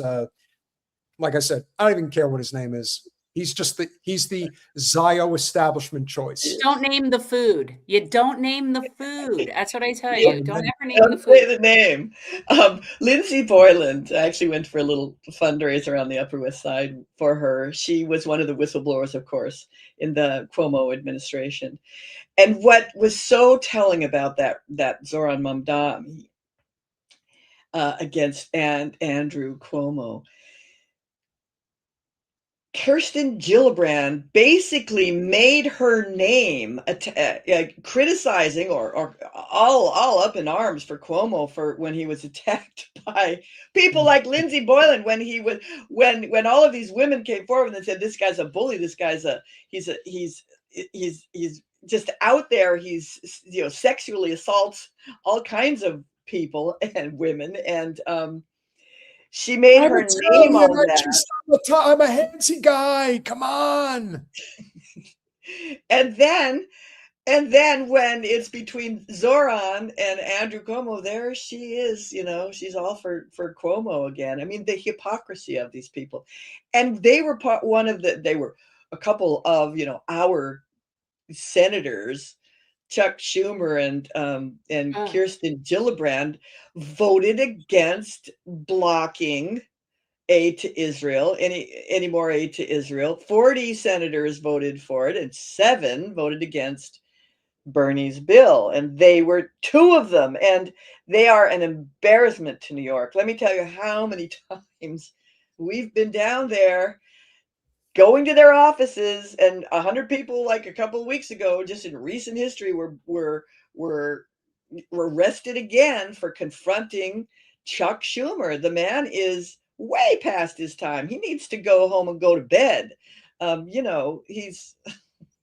He should not be the minority voice in the Senate. We were there. We were in DC a few weeks ago with Doctors Against Genocide and going and talking to different people. And my takeaway was that it's a complete waste of time to talk to them. They do not care. They really don't. They don't care. They have no shame whatsoever. You can show them pictures of dead babies. They don't care. And so it's really, the change is going to come going around all of them. The change isn't going to come from there. They do not care. That's so far gone. There's no coming back there. Well, their political lives have to be on the line, right? Yeah. And then they are, but they're not up for re-election. No, but the other thing that you have to remember, and look, I was actually there. I was in the Senate chamber. I was one of maybe, 20 people that were in there when Bernie gave his speech. I sat there for the whole thing. And what I realized is that that's the best we've got. Now, even though the senator for Vermont should be doing a lot more than he generally does, we have to be thankful for the little things that he gives us. And the fact is, he is actually somebody who actually believes what he says. I can respect that, if nobody else, because he's at least tried to do good by humanity, and very few ever do. But listening to Senator Mark Kelly, for example, even though he voted the right way, the excuses that they make for Israel is insane. And the thing I want people to remember about electoral politics is this. If it's not Joe Manchin, it's Kyrsten Sinema. If it's not Kyrsten Sinema, it's John Fetterman. If it's not John Fetterman, it will be somebody else. This is how the rotating villain works. It is never going to stop. The one positive that we can take away from the experience that Jen and I have had working together for these past several years is that it does look like Wasserman Schultz is finally going to be lanced off like the boil that she is out of politics, but that's because of redistricting. But whatever way gets her out is good enough as far as I'm concerned. The change that we seek is not going to come at the ballot box. The ballot box matters, don't get me wrong. And the best example that I could give where you are that I think it is actually going to make a difference, and we'll see this in the near future, I don't believe that Zoran is going to outright come out in support of the New York Health Act. But unlike Cuomo and Adams, I don't see him getting in the way of it. I see him saying, hey, listen, you could get that passed in Albany. I'm not going to be a roadblock to getting single payer health care at the state level through New York. So I do think that there are circumstances where electoral politics matters, but generally speaking, it's at the local level. It's at where there is tangible reason to get involved. If you think you can make any difference, especially when it comes to the presidency or usually the governorship or big state senators, you can't change anything. They are what they are. But at the local level, you can make some change. That's where it can happen, because that's where voters can actually have an impact on whether or not one wins or loses an election. And so I do think there is some hope for New York. And that's a good thing. If you can have it anywhere, New York is clearly the most active place, it seemingly to me anyway, in the country right now. And so here's hoping for the best. And your final thoughts, just in terms of what you're hoping people will get as far as the message from the book, which we all hope everyone will pick up, and then what your outlook is going to be in the short and long term when it comes to the state of Israel here stateside.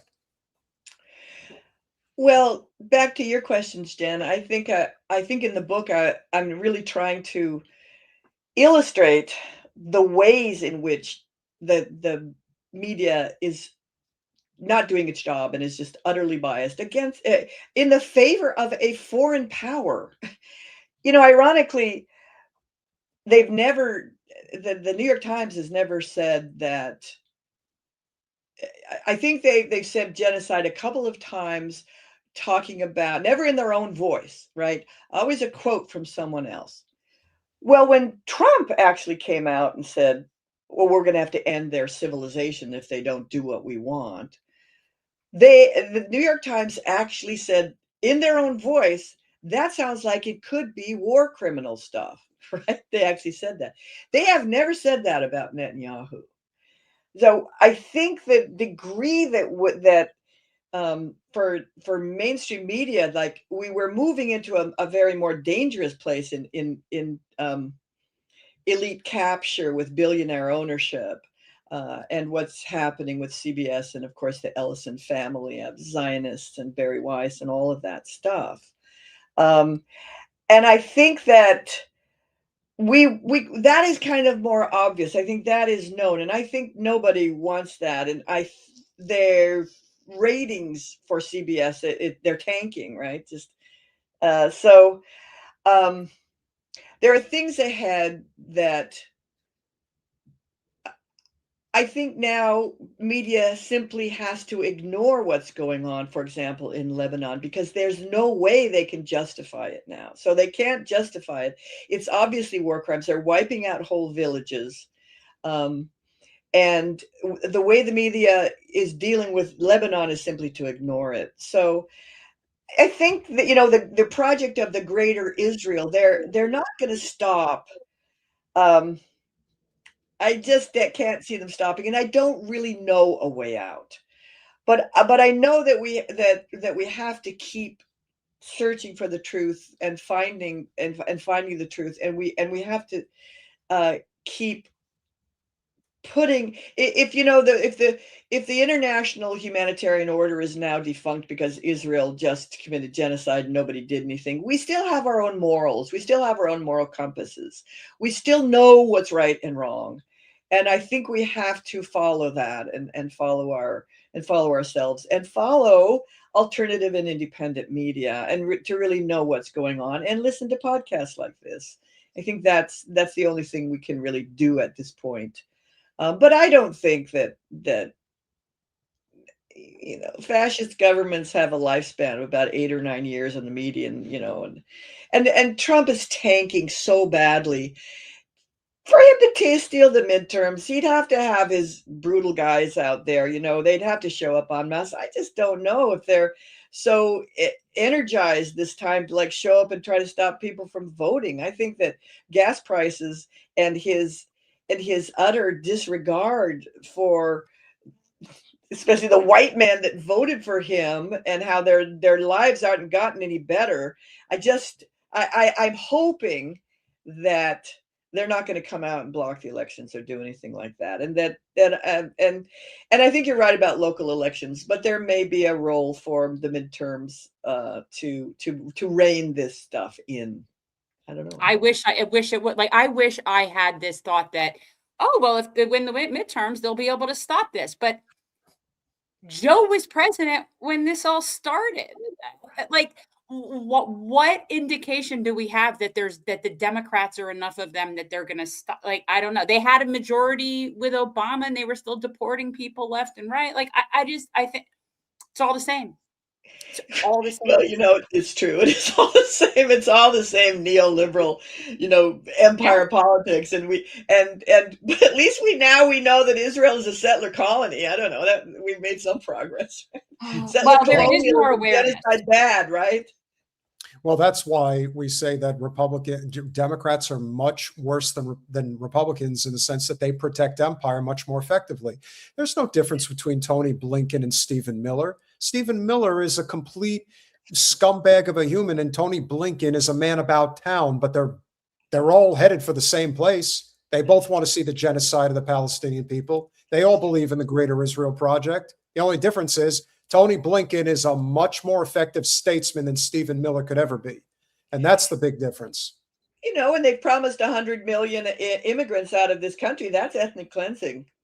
You know, they're trying to do it here. Oh, they don't even hide it. I feel like it's not even a secret. That's why I don't know why they call people anti-Semitic for calling you out. You seem so proud of it. I don't understand how it's a problem. Did you see, Robin, did you see Stephen Miller using his wife as the human shield?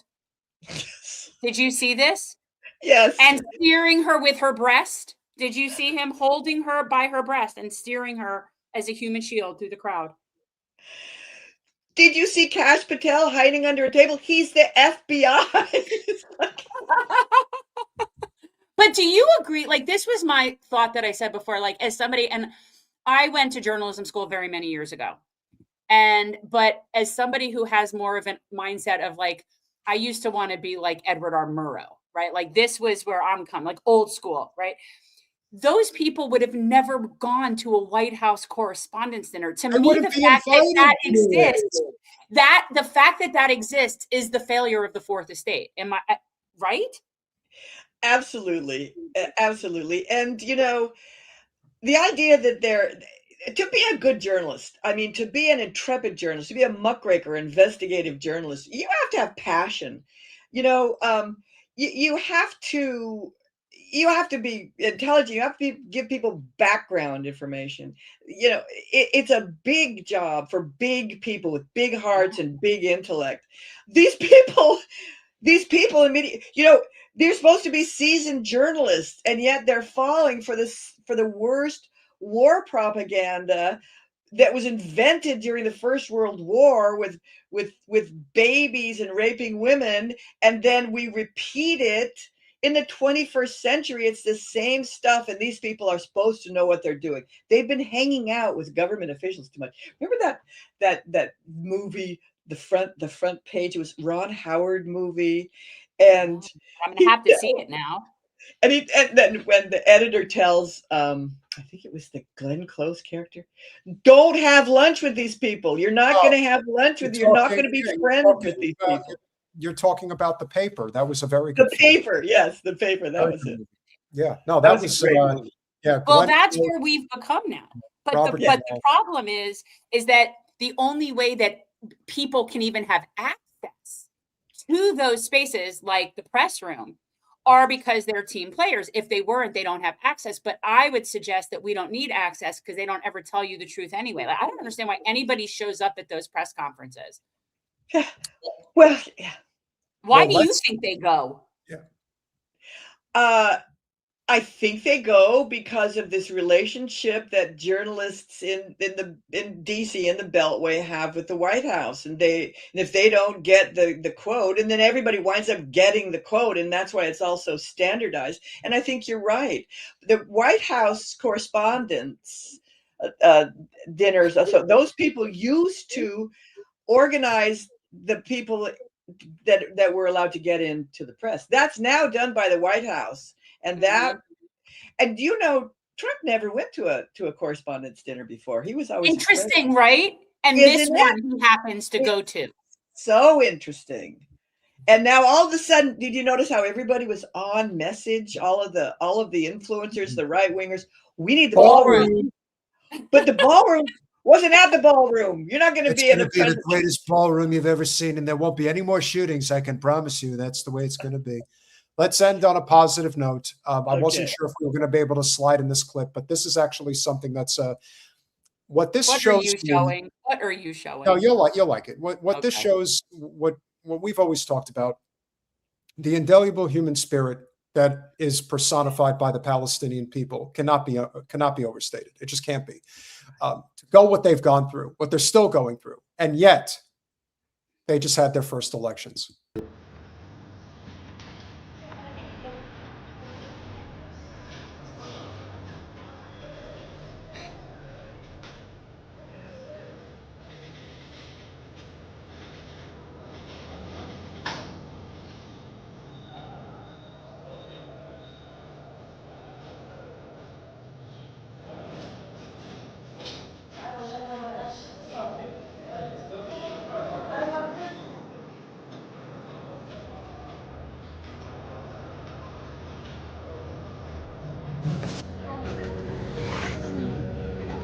I'm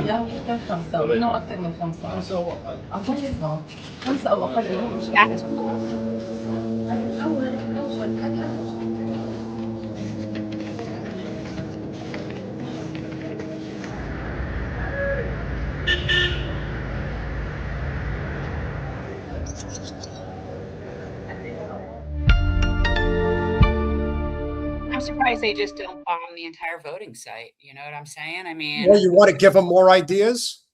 they don't need my suggestions. I assure you, they've come up with stuff that I never could have imagined in my whole. I would have been happy not knowing a lot of the things I now know. Yeah.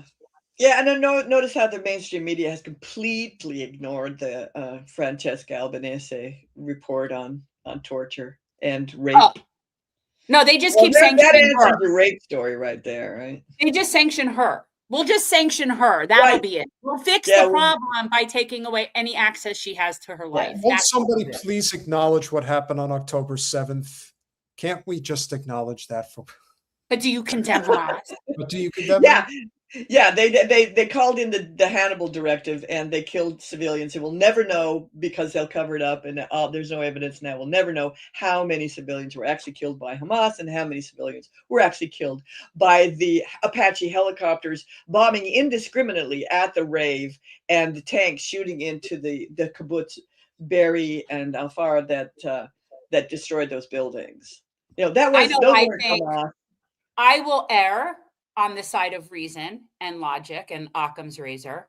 And I'm going to say that the vast majority of people were killed by Ziohel because the Palestinians, for the most part, and I know there were people that got over that border that weren't part of the thing. I know that stuff happened, but their goal was to do a prisoner exchange. Their goal was to be able to get some of their people being held there freed. So it wouldn't make sense for them to go and kill a whole bunch of people now, would it? It would make sense for them to take them and keep them and hold on to them and treat them well, considerably. So that's why I think that they killed their own. They killed and how many prisoners? How many prisoners did they have? You know, they said that that there was several hundred Israeli prisoners that were taken. I think it ended up being like 200 or whatever the number was. Do you guys remember what the number was of how many Palestinian hostages that Israel had? 10,000. 10,000. Yeah, yeah. In detention, they just take them and leave them in jail and do whatever they want to them. These aren't charges. These are kidnapped. These are hostages. They're hostages. Agreed. Yeah. And of course, what we're going to ultimately find out is we have already found out that clearly when it comes to 9/11, it was an inside job that Israel had a hand in. There is no question in my mind that October 7th was 1,000% a PSYOP. It was a setup that was perpetrated by Netanyahu, Milikowski, and eventually it's all going to come out. How this all ends, I don't know. But the good news is we are moving in the right direction, maybe not as fast as we would like to, but conversations like this help a great deal. And Robin, whoever your students are, they're lucky kids. They are. Are you still teaching? Are you actively in the classroom? I'm actually emerita, so I do teach occasionally, but I stopped full-time teaching a few years ago, so I could write. That's awesome. But you would be I could see you being a great teacher. Thank you so much, Robin. Guys, check out the book. And I'm sure you will be so shocked to find out how complacent our media is. Links are in the description. We really appreciate it. I have no doubt that we will be speaking again. Definitely be well, and we will be in touch. Thanks. You, Robin. It was great. Thanks a lot. Thanks, Robin. And if you do enjoy these conversations, which I think you know who she reminds me of? Do you know who she reminds me of? Margaret. Oh yeah. You know what? That would be a great pairing. You get. I was thinking that she reminds me of Margaret, like a very good disposition, very warm, but yet no bullshit.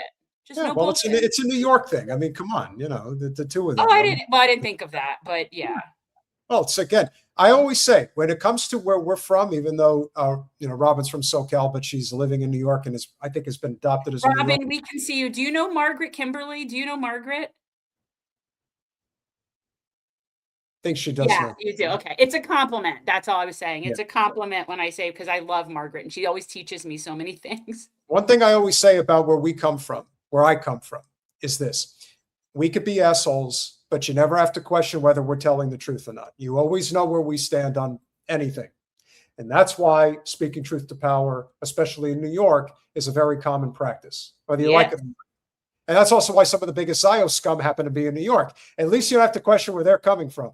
But if you are enjoying this conversation, please consider going over to patreon.com/revolutionary change. For as little as $5 a month, you can become a paying supporter of our small but mighty, despite being heavily suppressed, yet still growing channel.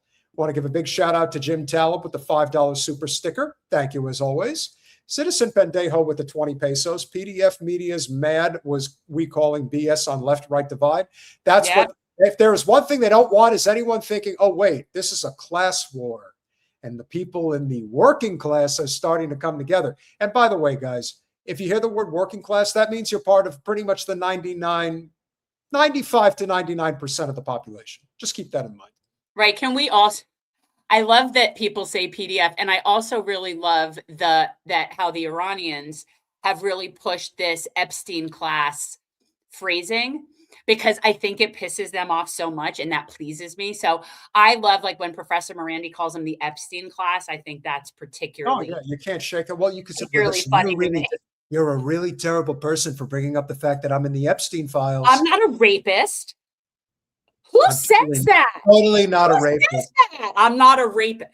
Listen, she wanted to be so happy I'm not a rapist. Listen, she may have been young, but she looked good, and she told me she was at least, what was the legal age? Well, whatever that legal age was, and she totally wanted it. Believe me, I'm the Donald. Come on, who wouldn't want it? And also, this is the same person who acknowledged that he would be into his daughter.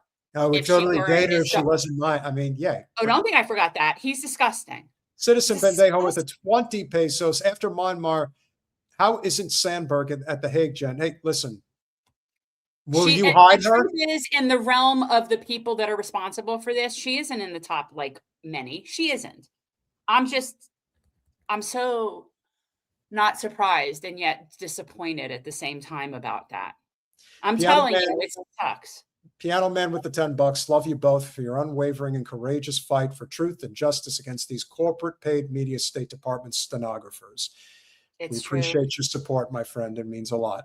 Mike Falkenstein Erstein with the $2 super sticker. Thank you very, very much. Noel Niger with the $19.99. As always, this Palestinian American thanks you for you sharing our story. Love and respect, Noel. Thank you, Noel. Always. Yeah. It is the least we can do. Can I again say F off to the person who told me I was culturally appropriating Palestinian culture for wearing a keffiyeh, when yet again it was a Palestinian person who gave us the keffiyeh. But okay. And let's give Citizen Pendejo another shout out with the 50 pesos. Will Trump invite the 65K pizza man from Chicago to the Ballroom? Trump and Obama share the same passion for eyes wide shut stuff, according to the files. Hey, can't talk about Obama like that. You might get into trouble. He's the worst to me. He's the worst. This is why we say, when we get the shit libs in here who say, you're just undercover agents for Trump, that we say that the Democrats are worse than Republicans. They are, because they protect empire so much better. Here, Donald Trump, George W. Bush, these Wait a minute. You talking about me? Yeah, I am. You misunderestimated These how hard I can take it. I don't think you could ever possibly be underestimated enough. But these people did exactly what I would expect them to do. Not bright, do not bright things. Not bright people get manhandled and manipulated and controlled by other people. Obama isn't that. He actually isn't that. No, and also someone who said Sandberg is a useful idiot, I assure you, she is no idiot. No, she's just a bigot. She's just a bigot. don't unfortunately, seemingly so. But yeah. she is by no means a useful idiot. And Obama was the one that knew better. That's like W was a moron. He was my governor when I lived in Texas. I had no expectations for him. No. Obama knew better and then still fucked us all over. And now comes out of the woodwork every so often and rears his head with some neo-lib bullshit comment supporting essentially the now fascist country we live in. And then probably he'll go and golf with Trump.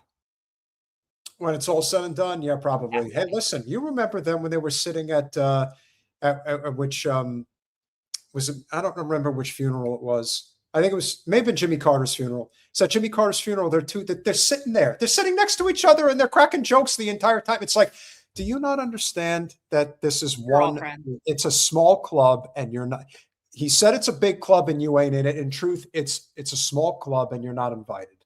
And that's it. Here's the thing. I wouldn't want to be in their little club anyway, because these are psychopathic people. I choose to not hang around with psychopaths. Personal preference.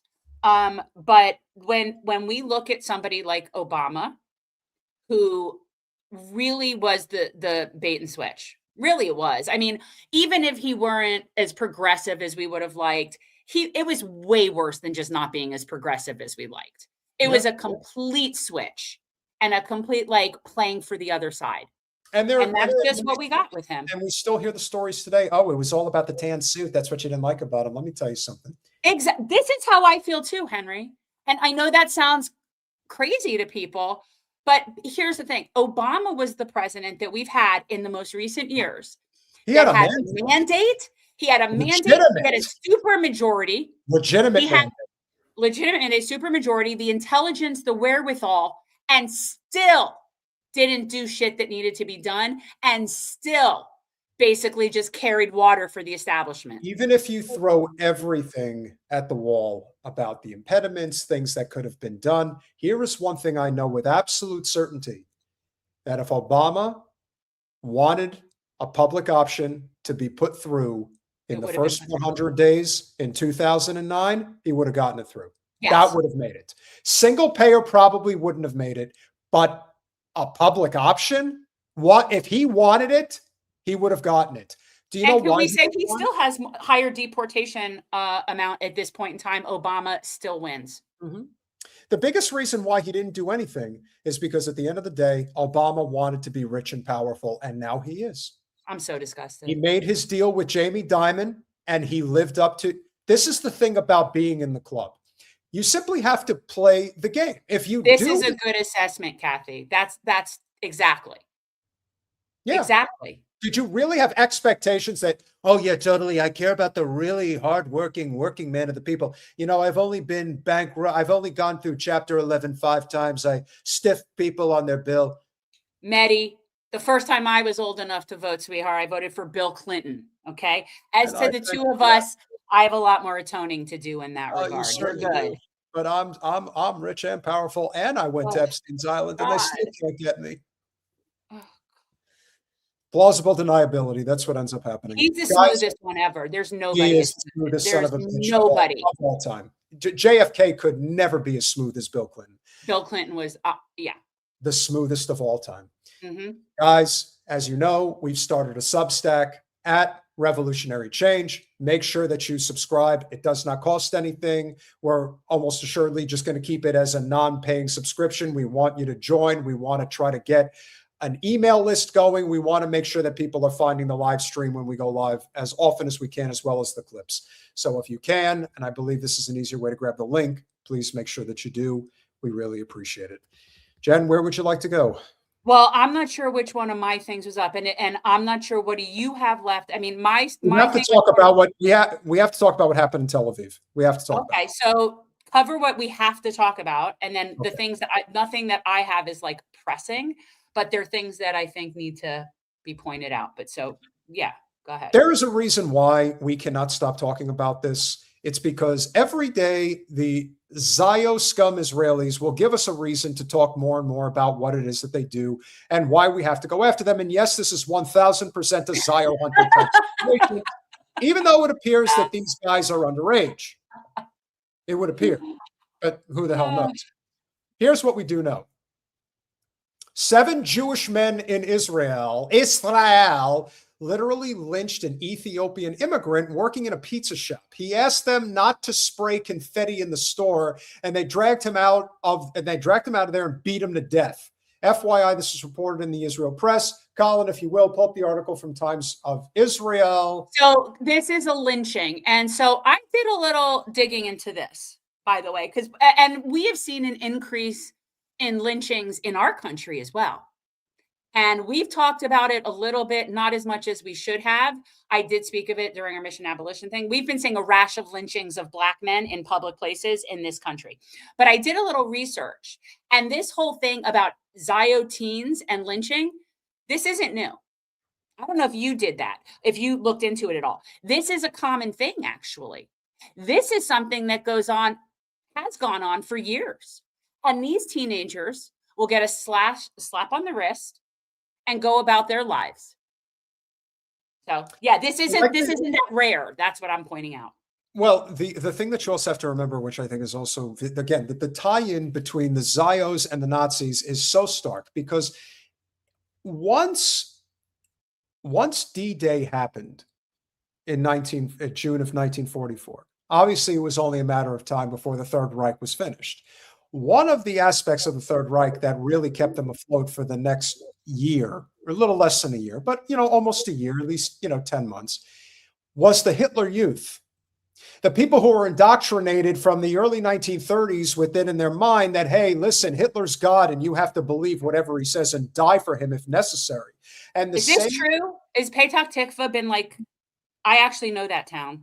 That would be a real big deal if that got destroyed. But anyhow. When you take 7 Israeli teenagers, these are Hitler Youth. That's what these guys are. It's been embedded in their brain that they're also the chosen people for a long time. So to suggest that they have witnessed what's gone on for the last 2.5 years, and they now know that they are above the law. Remember that disgusting story that we covered about 3 or 4 months ago about whatever that celebration was, where they're burning the dogs, they're burning the cats. They do believe that they're above the law. They believe that whatever they do will be a slap on the wrist, as Jenna suggested, and maybe that's the case. So let's dig in a little bit. 7 teens arrested in connection with Independence Day murder of pizzeria worker. Suspects said to have acted like veteran criminals in bid to avoid arrest after allegedly ambushing Yamato Zelka, 21, for asking them to stop spraying party foam in Petach Tikva Pizza Hut. Maybe that's why Iran's going after them now. That guy. 7 teens were arrested on Saturday over the Independence Day killing of 21-year-old pizzeria worker Yamato Perelman Zelka in Petach Tikva after he asked a group of youths to stop spraying party foam in the restaurant. And you have to know that whatever the amount that they're spraying, it was probably an ungodly amount that was like, holy shit, this is nuts. Officers simultaneously raided several homes early Saturday to arrest the suspects and gather further evidence, according to police. The main suspect, age 15, was arrested in an apartment where he was hiding in central Israel after officers broke in and then chased him down after he tried to flee. His suspect's parents also have been detained, on suspicion of trying to tamper with the investigation by apparently trying to hide their son. Well, you can expect that. The minors conducted themselves like veteran criminals since the killing early on Wednesday, having turned off their phones and stayed away from their homes to avoid getting caught, according to police cited by Hebrew media. I want to say something about the Ethiopian immigrants, which makes me so sad in particular. I don't know if I told you this, but so my mother-in-law is very, active in JCC of America and all different things and Federation, all that. Yeah. And they were actually part of the national Zio group that coordinated the relocation of the Ethiopian Jews from Ethiopia to Zio Hell and brought them there with this sort of pretense of we're saving them from Ethiopia. We're going to bring them so that they could live free in the only democracy here. And they've been treated subpar second-class citizens ever since. So that's the Ethiopian Jews that are in Zio. The 7 suspects are reportedly aged 13 to 17, some of whom already are known to police, including one suspect who hails from a crime family. Shocked. Haaretz reported that some of the suspects attend the same school. Their identities and further details of the case were not released in accordance with a partial gag order on the case. Police said they would be brought before a judge later Saturday to have their remand extended. And there he is. I don't think their names should be kept. I don't agree with that. And I'm going to, it's commit adult crimes. You're going to have adult consequences. And if it's a case where you can be tried as an adult, as this would be, then hiding behind your age, it's just, it's not good. And you just know that some of them were kicking him in the head. You just know it. Oh, I know they were beating the shit out of him and spitting on him and all sorts of stuff. I can't even fathom what this poor man endured. Well, he's a Semite. So naturally they would have to. Scroll down, please. Yes, this is the kid. This is the kid that they lynched. Zelka was on shift at a Pizza Hut restaurant in the Kafr Ghanem neighborhood at around 1 a.m. on Wednesday. What the hell are 13 to 17-year-olds doing out at 1 a.m. on? Let me tell you, this is something you will notice if you grow up around Israeli families. They don't discipline their children. There's a reason they're so entitled, and they grow up so entitled because there's no rules. They can do whatever they want. That's why. When I first got started in bartending, I was 19, 20 at the time. I was at Rutgers University, and I was bartending for one of those, party, weekend bartending gig. That was my first bartending gig. I eventually, was in like a restaurant, a bar, things like that. But where I got started was like the catering bartending, and I bartended a handful of those, we'll just say, Jewish events in East Brunswick, New Jersey. Needless to say, these were some of the most undisciplined kids that you could possibly fathom. I'm sure. And they get everything they want. And they're never told no, and there's never consequences. And I've said it once, I'll say it a million times. There are no more entitled human beings on the planet than Israelis, ever. And I have been seeing that my entire life. It's not new. No. When he approached a group of teenagers who were acting disruptively and using the party spray popular with children and teens on Independence Day. After Zelka politely asked them to stop, the teens waited outside for him to finish his shift and then attacked him when he left the building, according to Hebrew media reports and a statement by Petah Tikva Mayor Rami Greenberg. Zelka died of his wounds at the central city's Bellison Hospital on Thursday. Media reports said some 10 minors were involved in the incident and that the police had secured. What does that also say about them, that they attack one person with a group of 10? That's what they're taught. Just it's the same mentality when you say to me, notice how it's always the women that go up and get in people's faces while their husbands stand back. Yeah, right? Because they're cowards. These are cowards. Mm-hmm. Yeah. Media reports said the 10 minors were involved in the incident, that police had security camera footage of the assault, according to the This just goes to show you why they waited for him to come outside. They're like, well, if we do it inside, they're definitely going to see us. Thankfully, there was a security camera outside that caught it. According to the Cannes public broadcaster, one of the minors stabbed Zelka while the others beat and watched the victim. An eyewitness quoted by the net news site said it was clear that the attackers that they were drunk. Oh yeah, let's make excuses. That's so typical. Police said there is no normal drinking age there, but that's the case for a lot of the world. Can imagine. Police sources cited by Haaretz said officers arrived on the scene shortly after Zelka was stabbed in what they thought was a brawl. Only about 36 hours later on Thursday did local police realize the severity of the incident. Bullshit. 36 hours it took you to recognize 10 Zios, 1 Ethiopian Semite. It took you 10 hours or 36 hours to see that wasn't a typical brawl situation? Really? That's like the same thing as it took them 20-something hours to get down to the Gaza border on October 7th. I just don't believe you. and refer to the investigation to the Regional Serious Crimes Unit. Oh, now it's a serious crime. Yes, very much so. If you could scroll, please. Oh, it's a serious crime. Following Zelka's death, neighbors lit candles and placed messages of support outside his workplace. His family said he was a pure, innocent child, and he was remembered as well-liked, humble, and hardworking by the Petah Tikva Yeshiva High School, where he was a student, and the religious youth group, where he was a counselor. Yeah, he's probably a decent guy. So it's not about Jews, is it? I guess it's not about safety for the Jewish people, because he was Jewish, studied at yeshiva. That's pretty friggin' Jewish. So I'm going to say that it has nothing to do with Jews, and it has everything to do with white supremacy and bigotry. That's what I think. Now, if you guys know, we have covered Audrey X, who's a very popular white newscaster, or, well, just say journalist, but he's in places like Gaza, Tel Aviv, and the West Bank.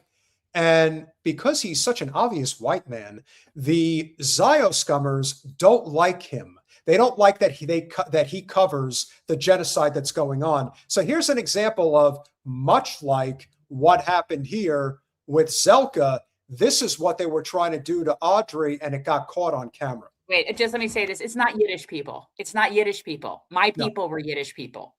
This has nothing to do with the Yiddish people. The Hebrews. Yeah, no, the Yiddish people are poor Eastern Euro Jews who are struggling to live, right? Those are the Bolsheviks. That's those Bolsheviks. Don't blame the Yiddish people. No. Fucking Nazi fuck. Get the fuck out of here. Fuck off. You fuck off. So disgusting. He spit on me. They're so disgusting. We just got attacked by a settler who tried to break into the house, threw rocks at us, and tried to spit at us. Fucking hell. مالا لما تزورك أبنين لما تزورك أبنين لما تزورك أبنين تسمع قدر شخي يا مانيك تسيت يا جيبي لما تزورك أبنين يوم شبات شابس تسيت يا جيبي تسمع قدر شخي شابس تسمع قدر شخي تعرف تمانيك الشرموطة الأوروبية زي أتا لا هو إيش يبيه אותך يا مانيك أني بقى The settler threw big rocks and tried to break into the house and throw big rocks at me and the house, at my friends here, without any accountability. They are sponsored by the Israeli government, they are supported by the Israeli media, and protected by many parliamentarians, so they go wild. How often does this happen? حيال عد صورته عد صورته ترى عد صورته حيال عد صورته عد صورته ترى عد صورته Got a soldier right there, probably an officer. No, he could do whatever he wants. Just remember, this is our tax dollars at work, guys. Very important. Don't I forget. so badly want these people to try that in places where people are armed. It's very easy to do that against unarmed people. Like, it's so weak. That's all they do. They don't go after anybody that can act. So again, pitiful. Again, and now you're wondering, oh, that's just one guy. He's acting all tough. Well, now you know why, because he got two IDF soldiers standing behind him, so that if things actually got out of hand, they would have just killed him. They would have just killed the guy if he. Well, that's what they're wanting to do. They're wanting to lure him out and kill him. Yeah. That's the whole point. There's only two ways that fight goes. If he gets into a fight with him and he's losing, well, he's just going to have to take his beating. But if he starts kicking his ass, then the IDF soldier is going to come over and probably shoot him dead and say he was trying to kill him. So or just cart him off to parts unknown for eternity. Correct. Exactly. Fuck out, you terrorist. Fuck.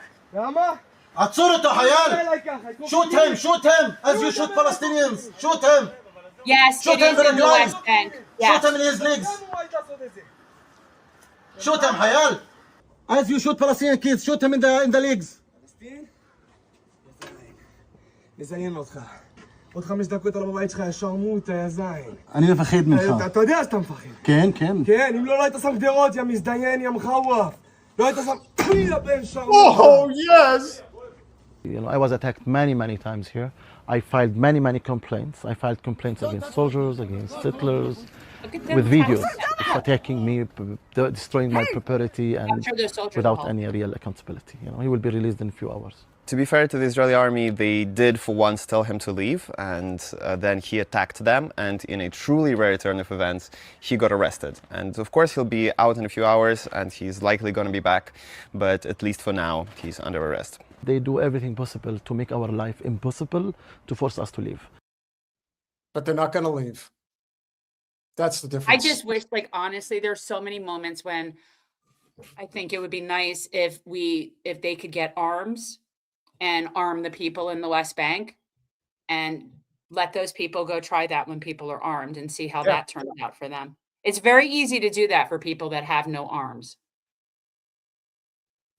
I know that you wanted to, we have a few minutes left. I know that you wanted to cover, there was a couple I think of we need to address the immigration situation. And I had a few stories about the immigration situation that I wanted, because we haven't talked about ICE in a while and what's going on with how we're treated. No, that's the third. Go backwards. Okay. Go backwards. That one's good. Yeah. So for people who are, paying attention, which is, it's hard to not be all over the place. I know it's hard to even focus on any one thing, but the way we treat immigrants in this country is abhorrent. And especially for a country that's completely comprised of immigrant people in the first place. But so for people who are unaware, when we were in Afghanistan for 20 years, there were a lot of people in Afghanistan, Afghan people, who were helping us, siding with us, and fighting against the Taliban. Like, that was a thing. And there were a lot of people, whether they were interpreters, whatever their purpose was, and their families. And when everything went crazy and we just bailed and left them there, they evacuated a bunch of these people at one point to Qatar, which is where the bulk of them are now. And that's where we are. So they have been waiting since then. That was in Joe Biden's administration. They've all been stuck in purgatory. And there's I want to say it's like 1,000 people. So we're going to look at that. This is where we are basically now with this and what this administration wants to do to these people that we have forgotten about. Okay. Trump administration may send Afghans who aided U.S. forces to the Congo. Okay. Let's scroll. Let's see. Hundreds of Afghans who helped the United States during its war on terror may be sent to the Democratic Republic of the Congo after President Trump halted their U.S. settlement, an advocacy group said this week. Sean Van Diver, founder and president of the advocacy group Afghan Evac, said he had been briefed by multiple officials on the Trump administration's plan, which was first reported by the New York Times. The 1,100 Afghans consist of interpreters as well as relatives of U.S. military members, including more than 400 children and hundreds of women. They are currently in U.S. custody at a U.S. managed transit facility in Qatar. Okay, so they've been there for quite a while, but we haven't really talked about these people. Van Diver said his understanding of the administration's plan is that the Afghans will be given the choice, and let's talk about the Sophie's choice, shall we, to voluntarily resettle in Congo or move back to Afghanistan, where he said they could be targeted by Taliban forces. The White House did not respond to a request for a comment.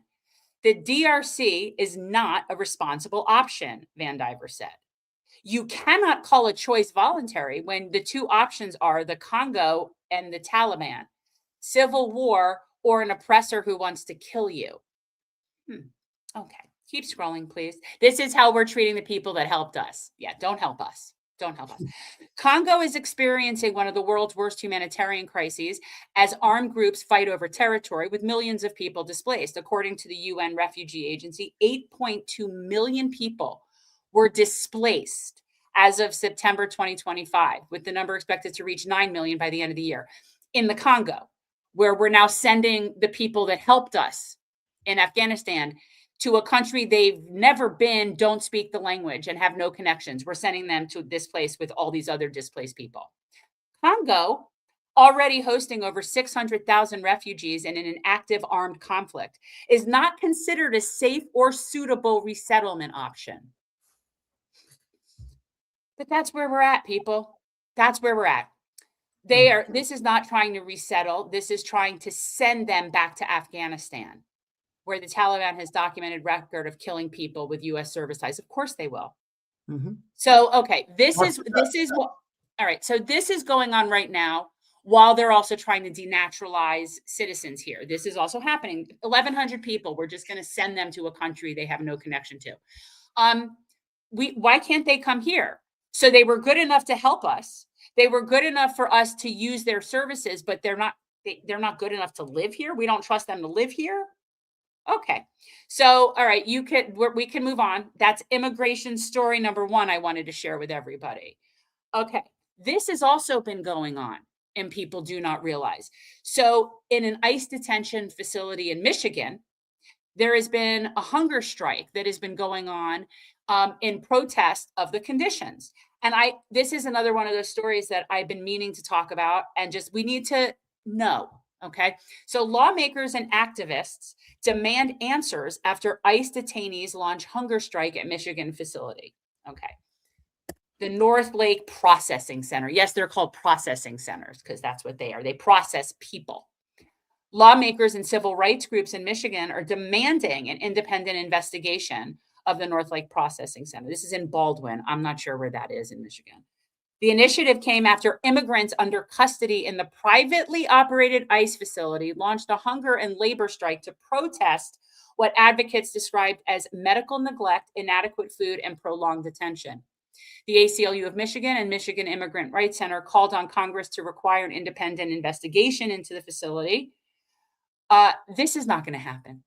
The group said they have been in contact with detainees who described similar inhumane conditions over the 10 months since the facility opened, includes life-threatening delays and denials of care, lack of follow-up after hospitalization, and denial of prescription drugs or requiring payment from immigrants being held in detention, like they have just money on them, to get their necessary medications.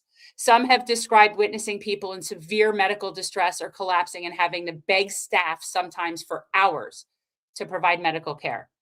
Representative Delia Ramirez of Illinois, who reposted a Chicago Tribune report about the strike and wrote that she stood in solidarity with the hundreds of immigrants detained at the ICE North Lake facility who were denouncing medical neglect and inhumane conditions. How big of you, Delia, to stand in solidarity? That's the most that you would do? You put out a quote, Delia? You stand in solidarity? Did you write a strongly worded letter to go along with it? This is what we're dealing with. So on December 15th, sorry, guys, I've got a career to think about. That's a few hundred people that have to die, but hey. I mean, this is what we're doing here. So I think this is going to tell the beginning of where the hunger strike started, because this has been going on for a while. I just really felt the need to do like a quick immigration recap. On December 15th, a 56-year-old Bulgarian national identified as Nenko Stanaganchev died on December 15th at the center in Baldwin. The facility is operated by private prison company Geo Group. Still around? Mm-hmm. No detention centers said the facility has held more than 1,000 people since reopening in June 25 as the largest ICE detention center in the Midwest.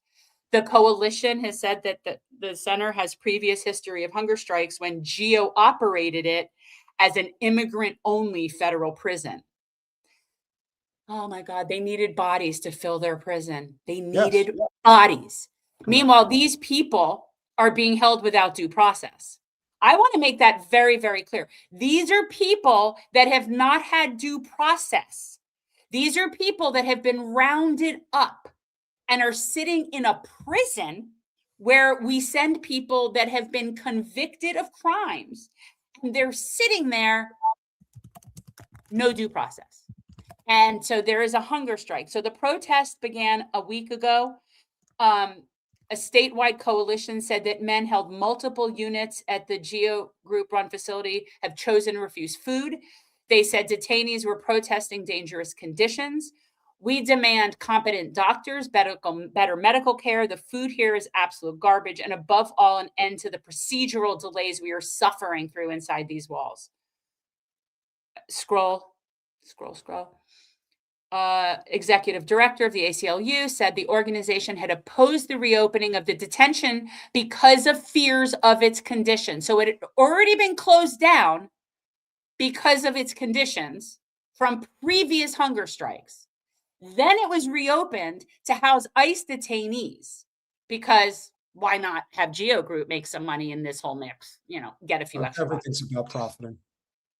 The Department of Homeland Security disputed the allegations. Of course it did. Okay, well, thank you. So they disputed it. Okay, everyone go back to lunch now. It's been disputed. Brunch. A DHS spokesperson told the CBS Detroit News, there is no hunger strike and claims of poor conditions are false. All detainees are provided with 3 meals a day, clean water, clothing, bedding, shower, soap, and toiletries. DHS also said ICE provides medical, dental, mental health as available and access to medical appointments and 24-hour emergency care. Miriam Ackerman, the ACLU's director of strategic litigation, said the detention complaints are also tied to bond denials and access to fair hearings. This sudden unexplained spike in bond denial rates raises questions about whether non-citizens are getting fair hearings. You think? Susan Reed, director of Michigan Immigrant Rights Center, said immigration detention in Michigan has increased sharply. Detained people seeking legal assistance share their stories with us every day, and we are gravely concerned about their safety and well-being of people held by the government. We urge immediate action to improve conditions and release the many who are detained needlessly. How about all of them? Because if you needed to detain them, you'd be able to make your case by now. And there is one more story. We're going to end on the positive note. Positive note about immigration or about ICE is, and I said this many months ago, guys, go back and find me saying this. Let them try this shit in Philadelphia. Let ICE try this shit in Philadelphia. And Philly showed up. So Philadelphia City Council passes landmark ICE out legislation. Scroll. Philadelphia City Council passed a package of 7 bills restricting ICE activities in the city with a veto-proof majority. The measures were first introduced at the end of January. We don't need to know everybody's names, just days after ICE murdered 2 people in Minneapolis. Scroll. I'm expediting. This is fun. Scroll so we can see what the legislation does, because that's what I really want to point out. Here we go. The ICE out legislation in Philly, and this is a city thing. So again, local politics matters. ICE out legislation prohibits ICE and all other law enforcement officers from wearing masks or using unmarked vehicles. It requires them to display badges with exceptions for undercover work, SWAT teams, and medical purposes. Codifies the city's longstanding commitment to not participating in collaboration agreements with ICE, prohibits city agencies, including police, from collaborating with ICE and other federal civil immigration enforcement agents without a warrant. They're actually having due process in Philly. This is shocking. Prohibits city agencies from collecting information on people's citizenship or immigration status and sharing that information or personal data with ICE. Prohibits discrimination based on citizenship or immigration status by city agencies. Bars ICE from conducting raids on city-owned properties. Bans ICE from, absent a warrant, to city-owned spaces, including libraries, health cares, shelters, and rec centers. And I bet you anything that probably schools are not going to be attacked here either. The mood was celebratory as a packed council chambers on Thursday. Supporters and members of immigrant rights organizations greeted them as they filed out, blah, blah, blah, blah, blah. And that is ending on a happy note. Yay, Philadelphia. Yay, Philadelphia for standing up to bullies. I knew that they would. And if you didn't know, half of my people were Philly people. My mom's family was Philly. My dad's family was Brooklyn. So I'd like to, shout out to the Philly people. Go Giants. This is not a sporty thing, okay? This is not about your sporty team. This is about those people of Philly, and you know they're not having that shit in their city. SS Wolfenstein, SS, always a pleasure. Thank you for the $5. Peace for Lebanon, Gaza, and Iran. And we agree. Smash that like button, share, subscribe, do all those things we ask you to do. This has been a really fun show tonight. I think you would agree. Definitely. I do. And I do agree that they're not going to follow the law.